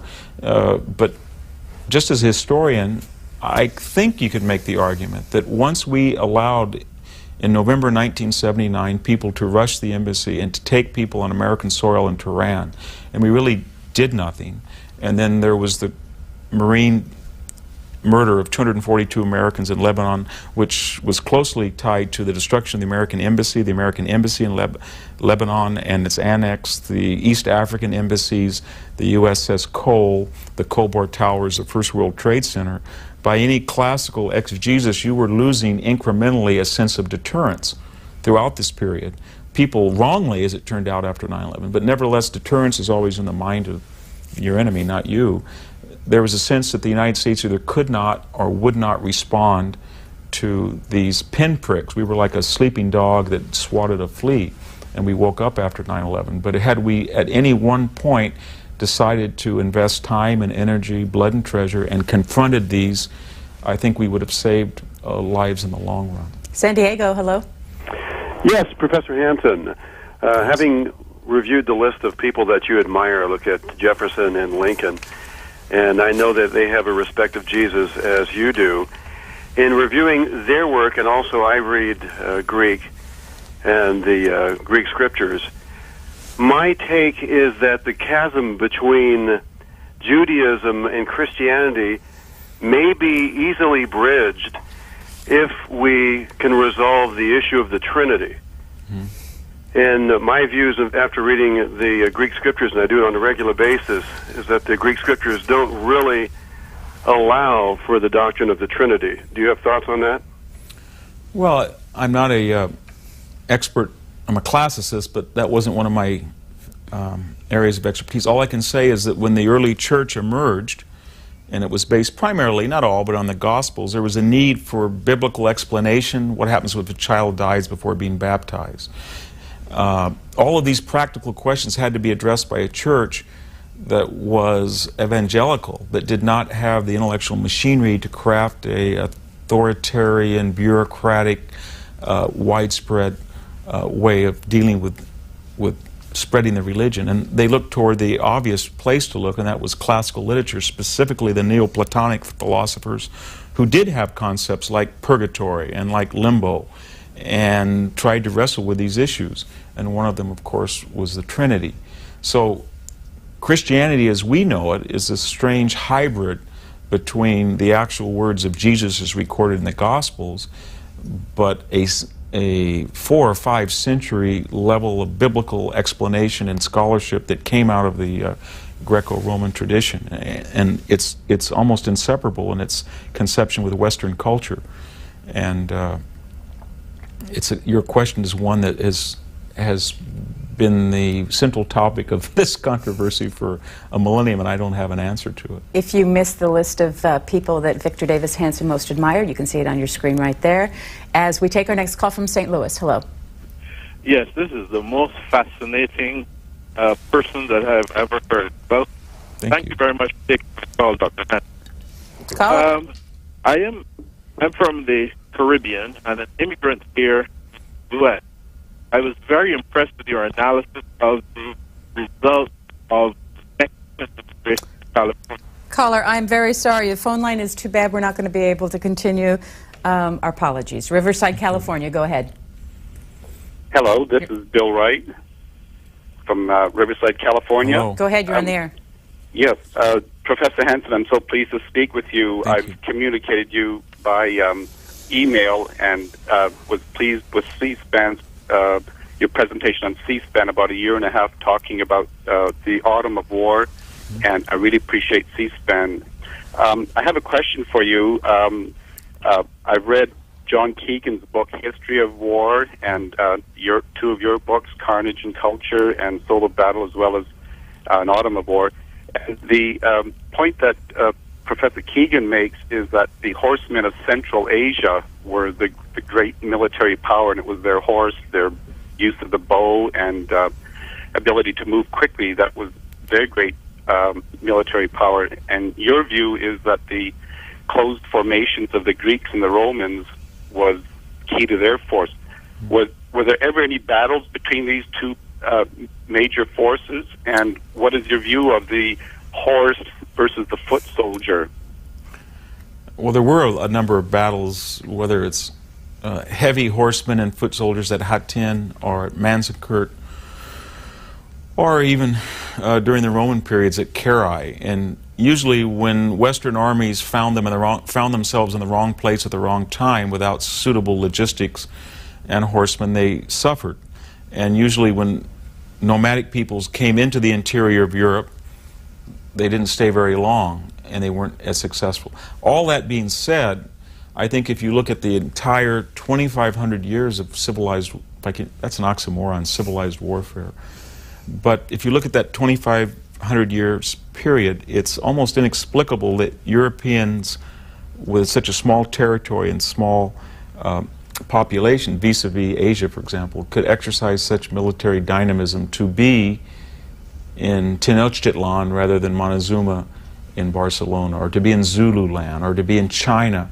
So yes, Hannibal and the Mongols and the Ottomans for brief periods get into the periphery of Europe, but compared to what Europe does elsewhere. This isn't a moral question, remember. It's just simply a question of military dynamism. And there's something about greater degrees of freedom and secularism and rationalism and capitalism and a host of other values that, when they're combined, lend themselves to military deadliness in a way that's not true of people outside that tradition. That's why China or Japan or Russia or the Arab world tends to emulate Western military practice as much as it can. New Haven, Connecticut.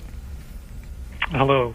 Dr. Hanson, thank you for all your writings. I've enjoyed your thoughts for a long time. I have a totally offbeat question. Yeah. What is your favorite sport and why? Why do you ask that, caller? Well, I've been a fan of his writing for a long time, and I've read all his thoughts on warfare and famous people, and for some strange reason, I'd like to know what is his favorite sport, like almost like what's his favorite color. Thank you.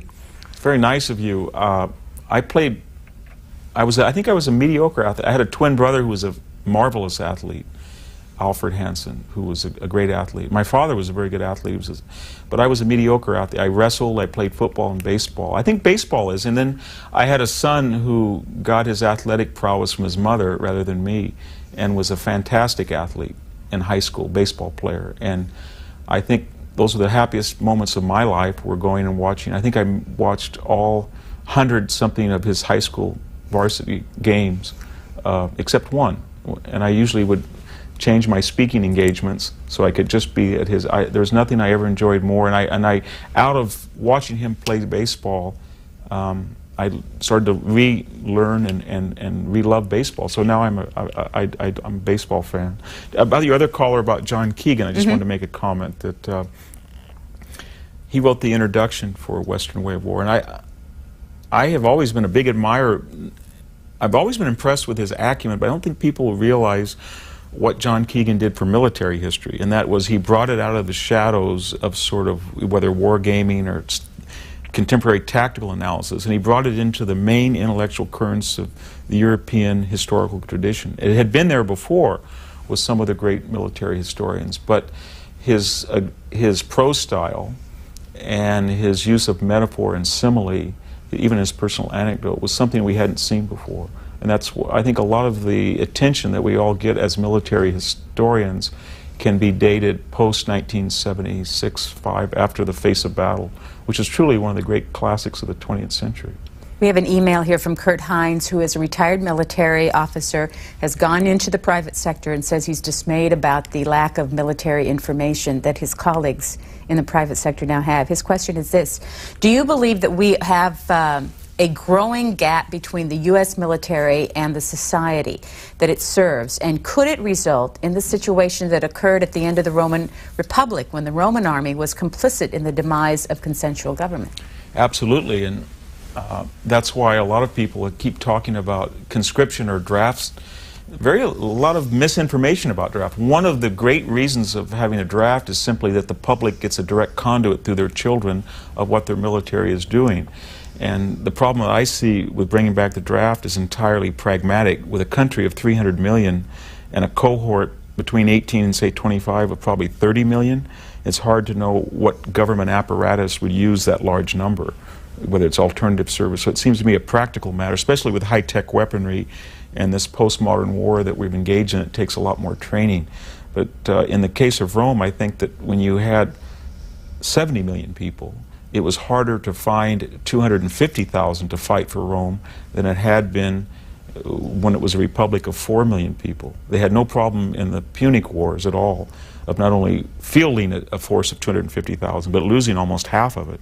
But by the 5th century, they had a problem fielding it, and it's because of precisely what the Inquirer mentioned, that there was this divorce between military and civilians, especially.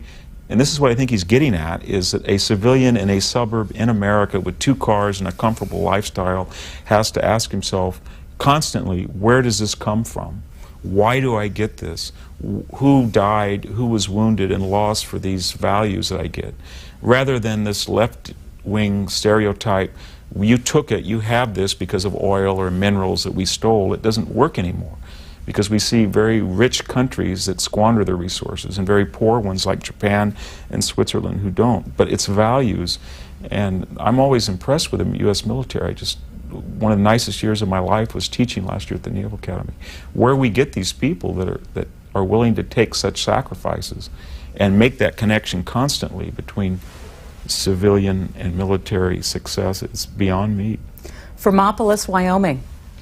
Yes, Professor Hanson. You mentioned earlier that you thought, just in passing, you quickly mentioned that your opinion was that the Taliban was gone, and I was not perhaps ready to make that declaration myself, and I wonder if you might expound a little bit on your feelings about the fact that the Taliban is gone, and secondly, if you would you just theorize a bit on where the world might be today, or the situation in the Middle East, where it might be had we not decided to go to war this second time with Iraq. Yeah. In the case of the Taliban, I meant the removal of the Taliban government. Now, there were 9 Taliban soldiers killed, I think, last night. So they're still fighting. And why is there fighting? Do the majority of Afghan citizens want the Taliban to come back? No. Is life better after the Taliban? Assuredly. So why are there still Taliban in the peripheries? It's simply because of Pakistan. And what's the problem with Pakistan? Because we're in a rock and a hard place. If we criticize Pakistan from the left and say you must have consensual government, which they must have eventually, then we might have the removal of Mr. Musharraf and an Islamic government in the meantime. One election, one time, as we saw in Iran and with Mr. Arafat. If we criticize them from the right and say we're going to really muscle you to clean up these frontiers, well, Pakistan in 1998 became nuclear. So that horse is out of the barn. We have very few options with Pakistan. We're doing our best. But that war with the Taliban remnants will not be over until the Pakistani frontier is closed and those villages are subject to the control of the Pakistani government. As far as what would the world have been like had we not invaded Iraq, well, I don't think right now that we would know anything about the mustard gas or the nuclear machinery, say, in Libya. I don't think we'd be seeing an Iraqi National Congress right now. I don't think that Pakistan's father of his nuclear program would have come forward. I don't think that the Europeans would be talking to the Iranians. One of the oddest things that I find in the current presidential polemics is that everybody is saying we have to restore our reputation with the Europeans. But the Europeans that I talk to, and I talk to a lot of them, some of them diplomats, tell me off the record that this has been the greatest benefit for the Europeans because now they can, if I could use the cynical term, triangulate. They go to the Iranians and say, we believe in multilateral institutions, because if you don't, these crazy Americans are now unilateral. We're the bad cop, they're the good cop. And then more importantly, I think the Europeans realized that because of Mr. Rumsfeld's honesty, that there was a pathological relationship where we were spending over 5% GNP to defend Europe in part, 160,000 troops. They were spending half of 1%. There were no longer 400 Soviet divisions on their borders, and there became this teenager, unhealthy, asymmetrical relationship where you could ankle bite, criticize, be a pocheur against the United States, but ultimately it was off the table that we would always have 80,000 troops in Germany. Well, those questions, everything's out on the table now. And now we're trying to tell the Europeans, we want to be partners, we don't want you to be dependents. And this is a very exciting time. But I have a feeling that in the ultimate equation, that Mr. Rumsfeld's muscularity and honesty with the Europeans will make them better partners. And we're going to get rid of this unhealthy relationship we've had. We have time for 2 more calls. Waterford, Michigan is first. Hi, I'm calling from Waterford, Michigan. I'm originally from the largest democracy in the world, India. Yes. And my question is the pathological response of the Arab media to the fall of one of the brutal dictators in the Middle East, Saddam Hussein. There was this issue of Arab pride that he was not able to fight back the United States, and this pathological reliance on a tyrant who had been responsible for the most number of Muslims killed to restore Arab pride. Why is there such widespread sense of this pathological pride in the Middle East? The battle. Pathological pride, I think is what he said. Well, I think you were right to finish up on my question that I abbreviated, because when you have 2/3 of a nation's airspace and $12 billion spent a year to stop 1 week that those brave American pilots and British pilots didn't fly, you had the possibility of genocide. And there were Al-Qaedists in Kurdistan, as we know. So there was a lot of reasons that it's good to have him gone, as you enunciate very clearly. Why this pathological pride, let's say, in Pakistan in a degree not found in India? Well, India is a democratic country. Anywhere you have democracies, people's angst and their strife and their freedom have an outlet to be discussed and debated. But when you don't have a democracy or a consensual society, then you have fertile ground for the Arab street. You have a fertile ground for sort of infantile posing, posters, placards as a method of political expression. You have state-censored media that guide and channel popular discontent. But most importantly, let's face it, the Middle East is growing at about 2 to 3% per annum in population growth, and it cannot grow its economy. So whereas Korea and Latin America and China and all the countries that were at the same level of economic insecurity and immaturity 40 years ago have now seen the answer. And the answer, of course, is private property, a judicial system that's independent, consensual government, capitalism, social institutions, and, of course, the equality of the sexes. And if they don't get on board with the rest of the world, then they're going to see, as they see cell phones and the internet and television and transcontinental travel, they're going to see the dividends what other people have, but they don't have it. So then the Islamicists come in and say, you don't have that because you've been exploited because of the Jews, because of the Crusaders, but they don't tell them you don't have it because you're not benefiting from half your women's brain power or a legitimate legal system. One of the things, it's just not simple. It's simply untrue that Muslims can't participate in consensual government. We don't see Muslim terrorists from places like India, and less so from Malaysia and Indonesia. Anywhere where there's a consensual government, there's a less likelihood of Islamic fundamentalism. Las Vegas, last question. How you doing, Dr. Hanson? Pretty good, thank you. I'm honored by your books. I have a simple question, sir. In The Ripples of War, you mentioned Nathan Bedford Forrest. Yes. Why was he such an exceptional soldier but ignored so much when other men in the Confederacy were held up and respected and listened to but failed constantly?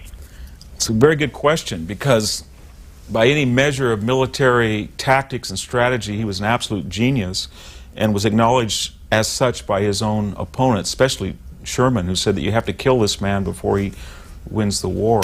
I think the answer is that in the antebellum South, he was a slave trader. Although there was a slave society in the South, there was a great deal of prejudice of people who actually sold slaves, not about owning them, but selling them for some reason, which is too long to get into. He was almost illiterate. I mean, he could read a little bit, and he was not a professional military soldier. So the war broke out, and he organized his own group of people from Tennessee, and he couldn't really write orders, or he couldn't defend himself in memos. He was young, he was a millionaire, and he worked outside the traditional apparatus of the landed aristocracy.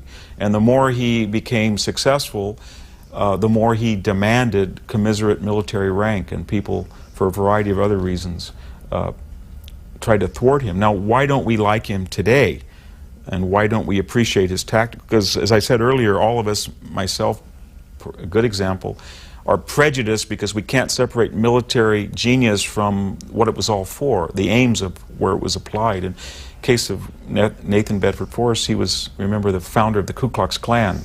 And although he may have later renounced some of his positions, he was a classical white racist before the war. Later he tried to change, but the Ku Klux Klan is so odiously embedded in American popular culture that it tends to deprecate his gift. And he was also involved in probably a mass murder of African American soldiers at Fort Pillow. So we look at the dark side of him as well as his strategic, sort of like a German Rommel. We know Rommel was a genius, but there's just certain, if Rommel's genius had have succeeded and triumphed, there wouldn't be a Jew left in Europe. So it's a 3 hours, we covered a lot of territory. We did. Thank you very much for joining us. If you would like a list of all of Victor Davis Hanson's books, you can go to our website. It's www.booktv.org and click on our in-depth book right there, and you will see a list of his books. You're building a new home? Just a cabin in the mountains. I don't think that was quite right in the LA Times. A small cabin. A friend of ours is helping us. So you're not leaving Selma? No, I'm going to live in the farm. I took a position at the Hoover Institute, so I go up there 2 days a week. John Racine, the director, asked me to. Thanks very much for joining us. Thank you for having me. That's it for On Depth for this month. Thank you for joining us. In Depth with Victor Davis Hanson re-airs today at 5 p.m. and midnight Eastern.